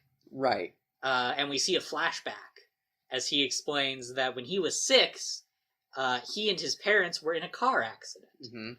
And he was the only one who survived, but he was inflicted with severe amnesia. And it's unclear what exactly he doesn't remember, because he remembers the car crash. Yeah, well, does he? Because, like, he knows there was a car crash. Yeah. We see Kid him in a hospital, and I assume they just told him he was in a car accident. And I guess told him his name, Mamoru Chiba, and all that stuff. Because we see him in this flashback, and he says he doesn't know who he is. Right. So that's interesting. Yeah. That is not how I expected the sort of thing about him regaining his memories and stuff to play out. And he then explains his dreams that we've seen. Yeah. Of the princess telling him to find the rainbow crystal. the princess with the the buns in her Yeah, hair, yeah, with the yeah, long yeah. sort of That's not, ponytails yeah. off. Very popular hairstyle. It is very, we have technically seen at least two characters who have that hairstyle now. Yeah. I mean, Usagi and Zoisite. Uh-huh. And then he chuckles and says he doesn't know why he told Usagi that. Mm-hmm. And Usagi says, "You know what? Before I used to think you were the worst person in the whole wide world. But not anymore. Now you're the second worst." And Mamoru, he tilts his chin up and strikes a pose and is like, "Thank you." And Usagi sort of notices that he he cuts a figure similar to Tuxedo Mask. But brushes it aside and is like, "No, couldn't be. Could not be. Could not be. Couldn't be." Meanwhile, I in your notes here, I see you've just written, "Meanwhile, Kunzite is doing some fucking shit." Yeah, because I don't know what he's doing. He's at the top of the tower, and he's his eyes are glowing, and he's sparking with energy. Yeah, and we see all of the lights in Juban go out. And I guess he's stealing the electricity. I guess so. Well, he's casting the shadow of the Dark Kingdom over this world. I guess all this light disgusts him. Yeah, I guess maybe. While he's doing that, we see the Sailor Guardians climbing the stairs of the tower. Mm-hmm. I can't remember. Can you recall? Does it look fucked up where they are? Is it fucked up yet? It doesn't look. The walls aren't green flesh. No, it doesn't look as fucked up. It wasn't even the first room we saw of the tower. Yeah, wasn't that was even normal. Like that. It was just a big empty room. Yeah. But yeah, they noticed that, hey, something weird is happening. Mm-hmm. And the tower starts to shift into a weird black and white void. And we don't really get a resolution to that. We kind of don't. We don't get a resolution for a lot of things in these two episodes. Well, okay. A lot of that stuff is because we didn't watch the third episode. This part, probably, if there was going to be one, should have been in this episode. Okay, I mean, if you're gonna make that complaint, then I can complain about a lot of shit in these two episodes. Should have been in this episode is a lot of things, probably. Never mind. I don't. Okay. We'll talk. So the elevator that Usagi and Mamoru are in stops. Mm-hmm. That's weird. That's not what they're supposed to do. And then Zoisite sends we see him at the top of the shaft. Yes. Tossing a fireball between his hands. Yes, it's actually a really cool it's scene. pretty cool. And it slowly gets bigger. Yeah. And then he just tosses it down as a torrent of flame into the shaft. Which spirals around the cable of the elevator, I think. But yeah, they see that. Mm-hmm. I'm confused about the space of this, because the elevator is gone. They're just in the shaft now. But there's a floor under. But there is a floor. Listen, it's Geiger. Whatever. Who gives a shit? It can do anything. This is not just Geiger hell. This is now MC Escher hell. Also. Yeah, I guess. And the flame is coming for them. Yes, and Usagi is racked by indecision because she realizes that if she wants to get them out of there, she has to transform. But if she transforms into Sailor Moon, then Mamoru will know what's up. Yeah, but if she doesn't, they'll both fucking die. And which feels like kind of a non-choice IMO. It's not that it's a choice. It's just this is a thing she has to do and she doesn't want to. Yeah, fair. But she does transform. She transforms. It's very cool. Yeah. You said that you said that almost correctingly, you're mad at me for not liking this episode. You don't like this episode? Well, I like this episode. Okay. I am complaining about it a lot though. Yeah. So I It's very cool. It's a cool part. I'll give you that. And Mamoru is like, actually, okay, no, we need to talk about this part. The part of this scene that isn't cool and is more just funny. The fact that Usagi's transformation. Yeah, we get the stock footage of the transformation, but we cut away from it every so often. Yes, it's to just see Mamoru just like, it's just intercut with him being like, hey, wait a minute. And then the fire reaches the base of the elevator and explodes. Yeah. And they're dead. They're dead. Rip. Zoisite smirks at his handiwork and says that he'll tell Beryl that Mamoru died in an accident. Which I didn't get that line when I was first watching it, but it's because she doesn't want him to be dead. Right, yeah, And then we hear a voice say, "You call that an accident? Well, here's what I think. You're gonna pay big time for all the suffering you've caused, especially for trying to kill us with your dirty tricks. I am Sailor Moon, and in the name of the moon, I'll punish you." And we see Sailor Moon and Mamoru have somehow they escaped the explosion, even though... Jump high. She can. She can. I don't think she's can. Done it a lot. I don't know if that's true. That's super true, my dude. I don't think that's accurate. If Sailor Venus can do it, then Sailor Moon definitely can. Can Sailor Venus do it? She jumped onto the top of a building in the last episode. Did at she? The end. Yeah.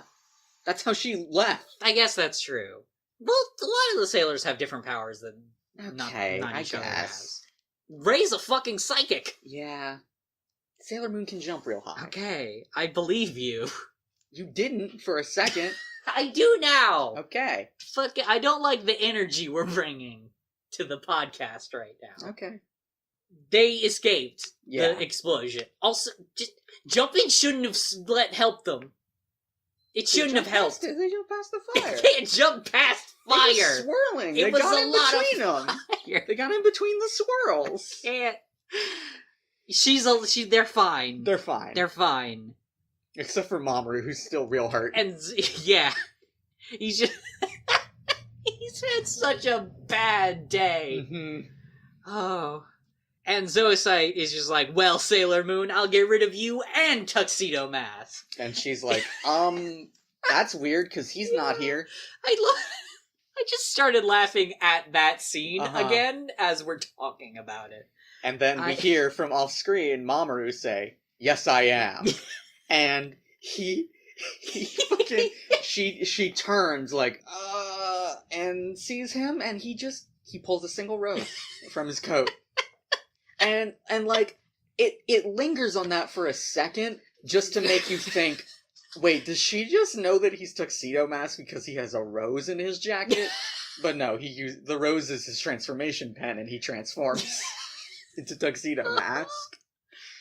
I mean, that would have been a tell, to be fair. Just him having the rose would have, like, who else? Been. Yeah. He's not the fucking doctor. Yeah. He doesn't wear a fucking vegetable in his lapel. For the record, this is the last time we see Tuxedo Mask transform ever in this show.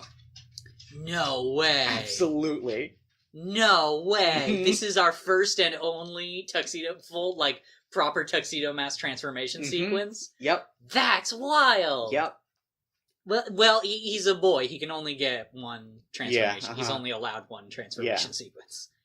And Usagi is stunned, and we get a weird painted montage of various times Mamoru was a piece of shit, and intercut with times that Tuxedo Mask was cool. Yeah. And she's like, "What? The fuck? What the fuck?" Mamoru tells her that she was very brave and she can leave the rest to him, which is a really condescending thing. She's condescending for a guy with a fucking shoulder wound to say. It's real stupid that he would say that. He's such a smug asshole. But Usagi points that out, is like, "Hey, no, you're real hurt. You should leave." And then he just says, "Sailor Moon, I will always protect you." And Usagi is a little moved by it and blushes. And they have a moment. I mean, that's cute and fine and all. Yeah. If I were writing this, I probably would have had her been like, fucking idiot, let me save you this time, Mhm. asshole. And Zoisite tells them that it's time to fight. Mhm. It's time to Zoophyte. And Tuxedo Mask demands that he promise to leave Sailor Moon out of it. And Zoisite says, "Yeah, sure." yeah, totally, yeah, sure. And he does the dark sorcerer equivalent of crossing your fingers behind your back, which is he does a fucking little he does the somatic component of a spell behind his back, and to summon some crystal spikes behind Usagi. Yeah. And Tuxedo Mask starts walking forward to fight Zoisite. Mm-hmm. And the spike shoots out towards Usagi. Yes. And we see a very like slow motion moment where the crystal is going towards her and she like turns and we see the crystal pierce flesh. And turns out Mamoru jumped in the way. Yep. And has been fucking impaled. Yep. This didn't Zoisite, this is just his MO. Mm-hmm. This is twice now. This is twice now that a shitty dude turned out to be kind of okay, and then was immediately impaled by Zoisite. Mm-hmm. And he fucking crumples to the floor, and Usagi runs over to catch him and like yells. And she says, "Don't die." Yeah. And I start crying. And no! Listen, no I care more way. about Usagi's feelings than Mamoru dying. Okay. But I did cry. Okay. Just a little bit. It was just a single tear. And also a fucking rad song starts playing. Well, there's some good music in this scene. Yes. Yeah, yeah. I don't know if I'd describe it as rad. I just did, but I don't know if that's right. It's good. It's a good song. I wish I could remember it exactly. Can I see your phone real quick so I can look up the song? Sure. The song is Mabaroshi no Ginzuisho, which means illusionary silver crystal. Okay. And it was written by Naoko Takeuchi, the original creator of the manga, and composed by Makiko Hashizume and Kazuo Sato. That's cool. And performed by the group Apple Pie, who just did a bunch of songs for Sailor Moon. Okay. They also did like other like toku shows and like Sentai and stuff like that. Good old Apple Pie and Dolly. Mm-hmm. It's a very good song and a very sad song, I think, which might have contributed to making me emotional enough to cry. That's fair. That's valid. Good music placement can do a lot. Yeah. But yeah, he collapsed. So Mamoru collapses. Mm-hmm. The other Sailor Guardians arrive. Too late. And Usagi... Rei is like, no, not Tuxedo Mask. Yeah, and I do like to believe that if it was Usagi, she would not be as emotional. I don't like to believe that, but I do think that that's what we're supposed to think. I also kind of like that she just isn't close enough to tell that Tuxedo Mask is Mamoru. Right, yeah, And she wouldn't be able to because he's wearing his mask. He's not. Oh, did it fall off? Yeah, it fell off in this part. And Usagi cries, and her tears... we see a tear sort of hang on her cheek, and it starts to, like, shimmer. And we cut to a different scene. Yeah, we see Kunzite standing over the rainbow crystals that are, like, in a box on an altar. On, like, a cushioned box. Yeah, and he's just looking at him. He's just admiring his handiwork. You know, that's what I do when I complete a big project. I just look at it for a little while, you know? And then they start glowing and fucking fly off. And he's like, what? That doesn't usually happen when I complete a big project. It doesn't? No. Okay. I don't I don't usually finish a playtest version of a tabletop RPG, and then it just fucking flies out of my computer into the tears of a nearby female superhero. Okay. Well, they gather above Usagi. Yes. And we see them start to combine into the silver crystal. Yeah. And everybody is like, hey, what the shit? Hey, what's going on? Hey, what's that? And the crystal places itself atop of the moonstick, which is here also, by the way. Yeah, it's just the moonstick is just sort of floating here. I guess Usagi had it. Yeah. In her bag, in her pocket. It, you know, She doesn't have those, but maybe. Yeah. And Usagi starts to transform. Yeah, but not like usual. No. Her tiara, like, sort of vanishes, and she has, like, a sideways, I guess, crescent moon on her forehead. It's like Luna's. It's like Luna's. It's like facing sort of upward. The points are facing upward. Yeah, and her sailor uniform is replaced by a long white dress. The one we see in the opening. Uh-huh. And the credit sequence. And also Mamoru's dreams. Because Luna then realizes that this means that Usagi is the Moon Princess. Uh-huh.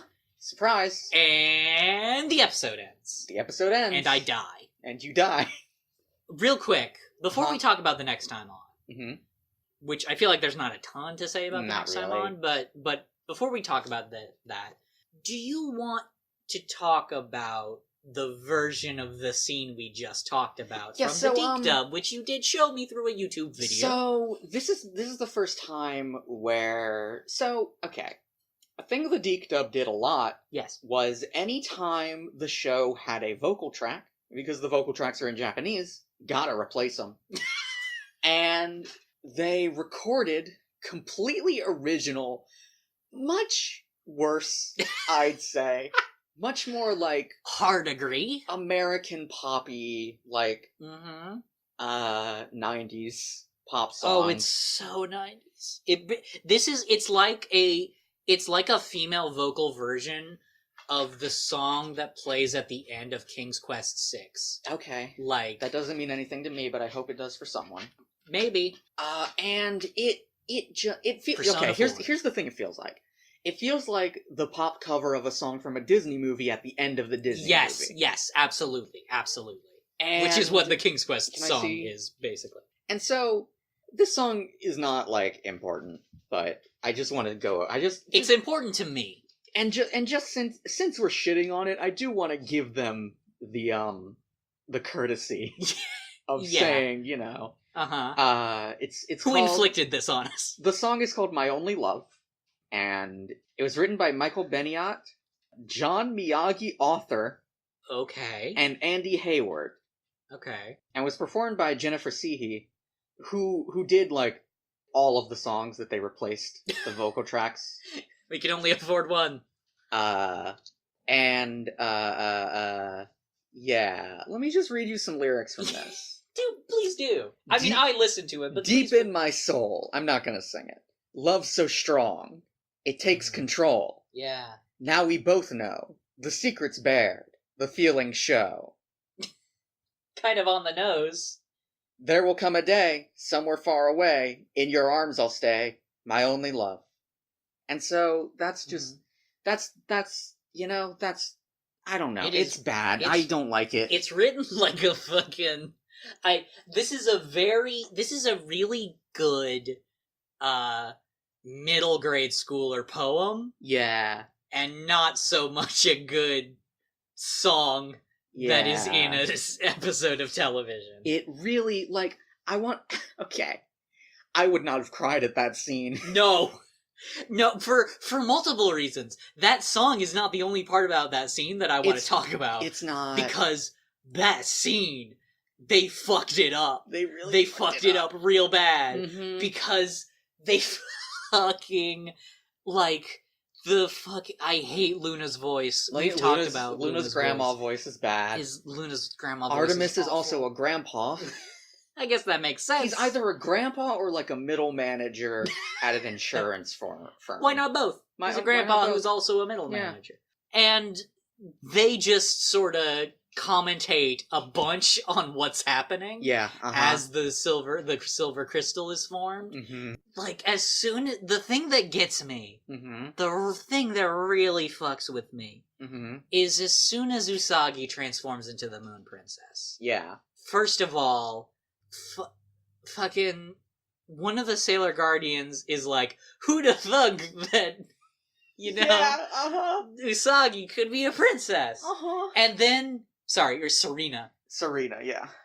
And then there's a fucking internal monologue from Serena Usagi, which is her saying, "Wow, me, Serena, a princess?" And, like, he's still dead. He's still dead. As far as we know, he's still dead. We don't have the full context of the Deke version of this episode. Maybe he's not dead. I don't know. Well, but we see him die! This scene happens Maybe they because cut she's it. crying over his death! No, we see it in that clip! Oh, do we? Yeah! Okay. Then yeah. I don't know. It's such a fucking tone shift! They fucking just pull the brakes on the moment they were going for. That's kind of just the whole Deke dub in general. It's very tonally inconsistent and not good. Anyway, next time on, it's some shit. We're gonna part 3. We're gonna get part 3 of this little three-parter. Yeah, we're gonna know what the fuck is up. Mm-hmm. So yeah. I know you have problems with them, but I do like these episodes a lot.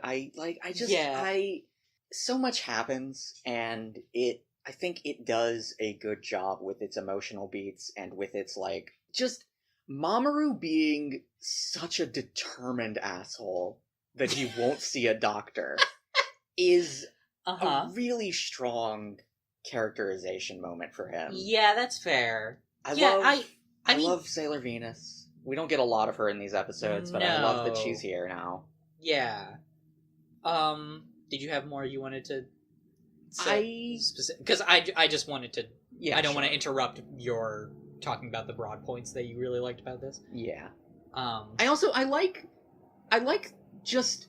It's all so dramatic in the way that anime is. Yes, I like the sort of melodrama of it. Yeah, everything you said is true. I like those points. I'll be honest, I'll admit to being unfair to the episodes partially for the sake of comedy. That's fair. But literally my only problem with them is, like, the fucking Matt Pat asshole in me who just wants to know what the fuck is happening all the time. Yeah. The show is it's slow going with that kind of stuff, going. And I would be satisfied with that if we had watched all 3 episodes. Probably, I'm sure. Yes. I think it's how do I want to? I feel like the problem for me, and this is just a me problem. Like, this is just me, like, how I'm watching the show, I guess. Not necessarily a problem with the actual plot of the show, but the thing that is tripping me up, I guess, is that these 2 episodes have a lot of, like you said, strong, like, emotional beats, and, like, I feel like those are definitely the focus. Mm-hmm. But they are also, like, simultaneously introducing a lot of, or at least one major sort of plot beat, which is Sailor Venus. Right. Or more specifically, Sailor V has been Sailor Venus this entire time. Yeah. And the fact that they hit us with that and don't do it, here's the thing. Yeah. There's no time, and I get that. I feel like they wrote the episode to be that way, but I kind of like that. I like that that things are moving so fast that no one has time to actually stop Sailor Venus to, like, sit down with her and be like, okay, what's going on? I think that's cool. You're allowed to think that. We will get that in the next episode, right. I promise you. And we'll get some more explanation of Sailor Venus's backstory later in the season. Okay. It's just my problem with it is it is different from how we have handled every new Sailor Guardian thus far. Yeah. In a way that is especially, like, noticeable, because she's not just, oh, there's a new Sailor Guardian, and, like, we gotta learn her personality and stuff. It's like, hey, this character has been part of the show from the beginning. Mm-hmm. Which is, that's a big, I feel like that's the first twist in this show. Yeah, and also, it is, I'm coming to a realization, it's a Sentai trope. You know, like, fucking, Okay. I don't. It's so go on. Yeah, it's a Power Rangers trope, really. I don't know if this necessarily always happens in Sentai, Okay. but like in the first season of Power Rangers, Tommy is around. Tommy the Green Ranger is Right. around for the whole show. But he doesn't become the Green Ranger until later? He doesn't. So I may be remembering wrong. Okay.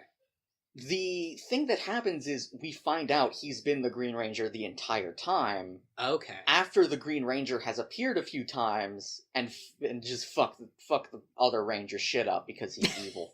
He's evil at the start. Oh, okay. And like it is a thing to like, okay, there's a fifth member. You've known about this member the whole time. Surprise.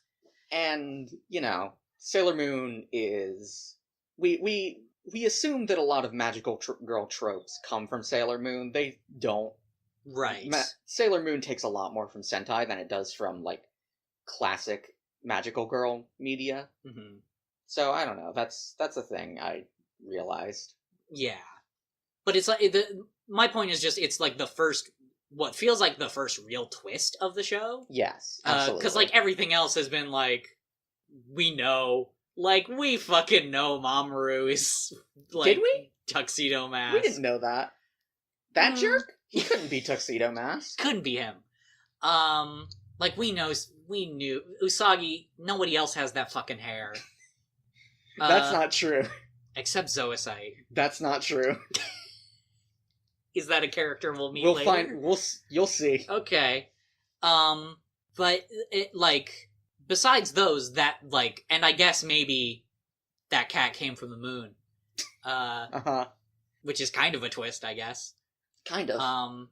But this is, like, a big twist mm-hmm. that is sort of buried as a plot point in, like, Mamoru and Usagi's stuff. Yeah.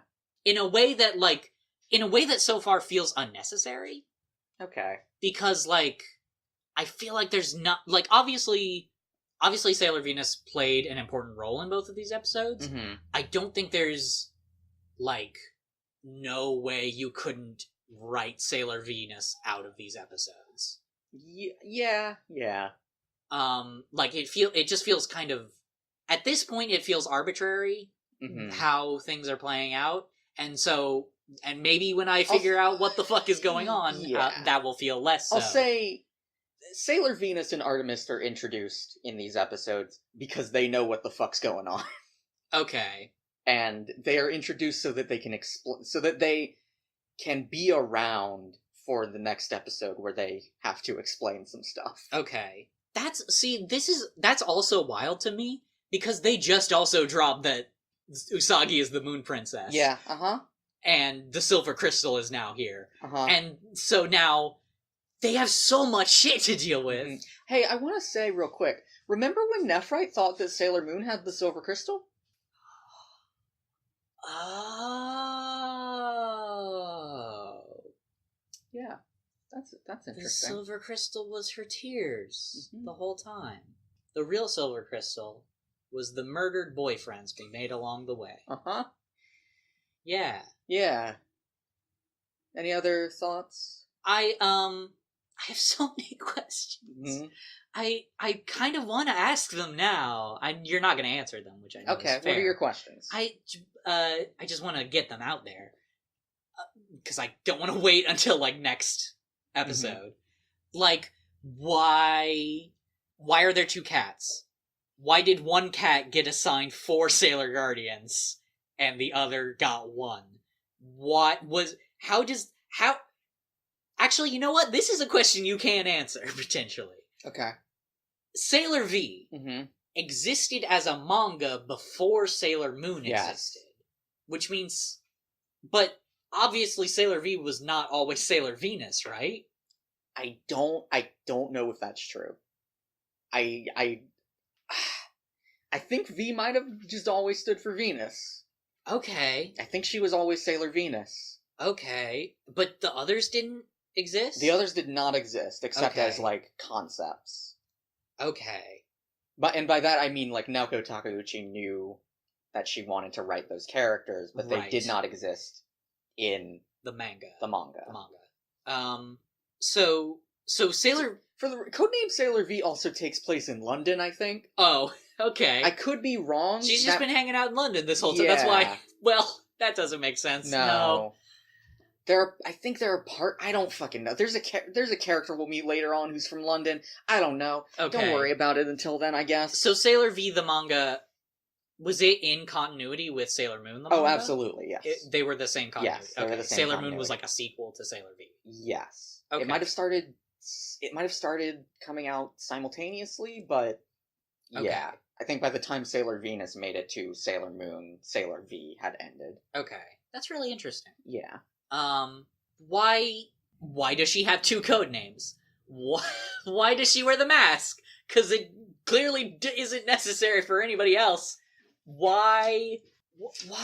Well, I don't know if you noticed, her Sailor V uniform is not her Sailor Venus uniform, aside from the mask. Like, her Sailor V uniform is just a normal schoolgirl uniform with some fucking shoulder pads. I did not notice that. Whereas her Sailor Venus uniform is like more of a leotard with an orange skirt. She just has a blue uniform as Sailor V. Okay. So why is she two superheroes? Why does she have a cat? Why was he in the arcade machine? What? You don't know that he was.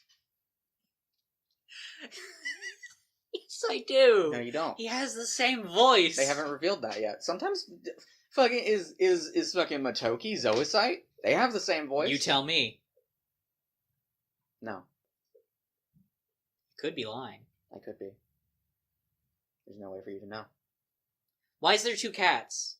Why is there only two cats? Why is there exactly 5 Sailor Guardians, even though I know like Pluto and Uranus and Mercury... Not Mercury.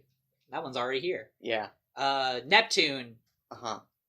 And probably some others. I don't fucking know. The small pink one, whatever her deal is. God. Oh, you don't know what her deal is. I'm so excited for you to learn her deal. I know she's, like, related to Usagi somehow. Uh-huh. Like, she's like a tiny Usagi. They call her Chibiusa, right? Yes. Let's not talk about her too much. Okay. Which is like small Usagi. Yeah. If her name was Bunny, then that character's name would just be Lil Bun. Oh, that's so cute. Anyway. Mm-hmm. The fuck? Huh? Find out next time on Sailor Moon. This is getting very complicated. Next time on Sailor Moon, Tuxedo Mask is dead and we'll learn some stuff. And also, I know he's not dead. You don't know that. I do. No, you don't. I do. You told me about a movie about his ex-boyfriend. That could be set in the past. Sure. Are you done? I guess I'm done. I have other questions, I feel like, but I can't remember all of them. Okay. Because there's so much. You know? Yeah. It's a lot. Anime. I just want to know. You just gotta know. But also, to be clear, so I'm not just entirely a Matt Pat asshole this entire fucking episode. These were good episodes. Mm-hmm. Like, they're fun. They're good. Also, I just realized there's another dramatic character thing I like. I just love that Zoisite is so fucking petty that he's like, no, I can't let Tuxedo Mask live. The fuck are you talking about? That's pretty good. Are you curious why Queen Beryl? I'm curious why Queen Beryl, because he was 6. Mm-hmm. He was a child. We see him as a child. Mm-hmm. What the fuck? Is that it? Reincarnation? Reincarnation? Question mark? Is there reincarnation? I don't understand. How is Usagi the Moon Princess? I guess that's... Okay, no. You got me on my bullshit again. The episodes were fucking good. I like Starlight Tower as a setting. Like, it's a very cool, dramatic setting. Zoisite dressing up as Usagi is very good. Like, his relationship with Kunzite remains fantastic. Mm-hmm. Okay. Non-Matt Pat-ish thing about Sailor Venus. Sailor Venus. Sailor Venus. Sailor Mercury. Is that I do have like a complaint about, I guess. it's not just that I want to know more about the plot Mm-hmm. of, like, her plot relativeness shit. Anyway, I want, like, all the others, for the most part, with the exception of maybe Mako, although, for the most part, they all got, like, here's the episode where we introduce them, and here's another episode where we sort of explore them and characterize them some more. We have them interact with Usagi a lot, and figure out how they bounce off each other. And we don't get that for Sailor Venus yet. That's next episode. That can't be, because there's so much shit in the next episode you have already told me about. That's next episode. There's no. It might be the episode after. It's next, only a half hour. Listen, there's a lot. But you. It might be the episode after next. They have to fit in one plot point per minute, so we get 30 plot points an episode. I don't know how to feel about her yet. Yeah, that's fair. Like, she seems cool. I will say, I like her. She's very determined. I like that she's got a very can-do, like, attitude about like superhero shit, because she's obviously they do manage to characterize her well, in the sense of, like, it feels like she is distinctly more experienced than the others. Yeah. Which is impressive, because we've only like actively seen her doing superhero shit in these 2 episodes. Yeah. And there's a lot about her personality that is not really present in these 2 episodes. But yeah, that is a major thing about her. She just feels the most like a traditional superhero. Yeah. Which I feel like would probably potentially make her a really good foil for Usagi, who is so much not that. Yeah. Depending on how that goes. Depending on how... Because I don't know now what Usagi's deal is anymore. Also, I don't know if her characterization is going to alter at all, or if she has new memories, or what the fuck is going on with her being the Moon Princess. So, I guess we'll find out. So, and thank you everyone for listening. As always, you can find me at Lorena27 on Twitter. And you can find me playing Super Smash Bros. Or Stellaris at Frylord Zarek on Twitter. You can find us both at late_school. And thank you to Kevin MacLeod for the use of his song Semi-Funk. Say, Lore, V!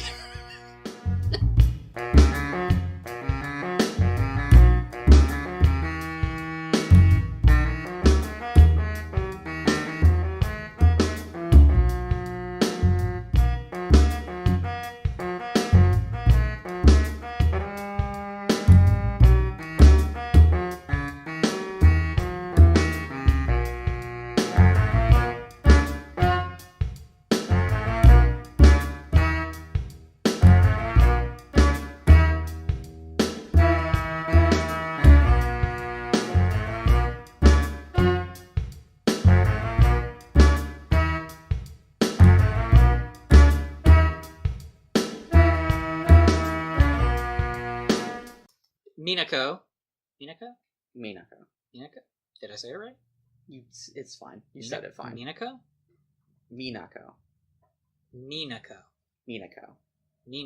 Yeah, sure. Don't Don't worry about it. Just okay. Say it.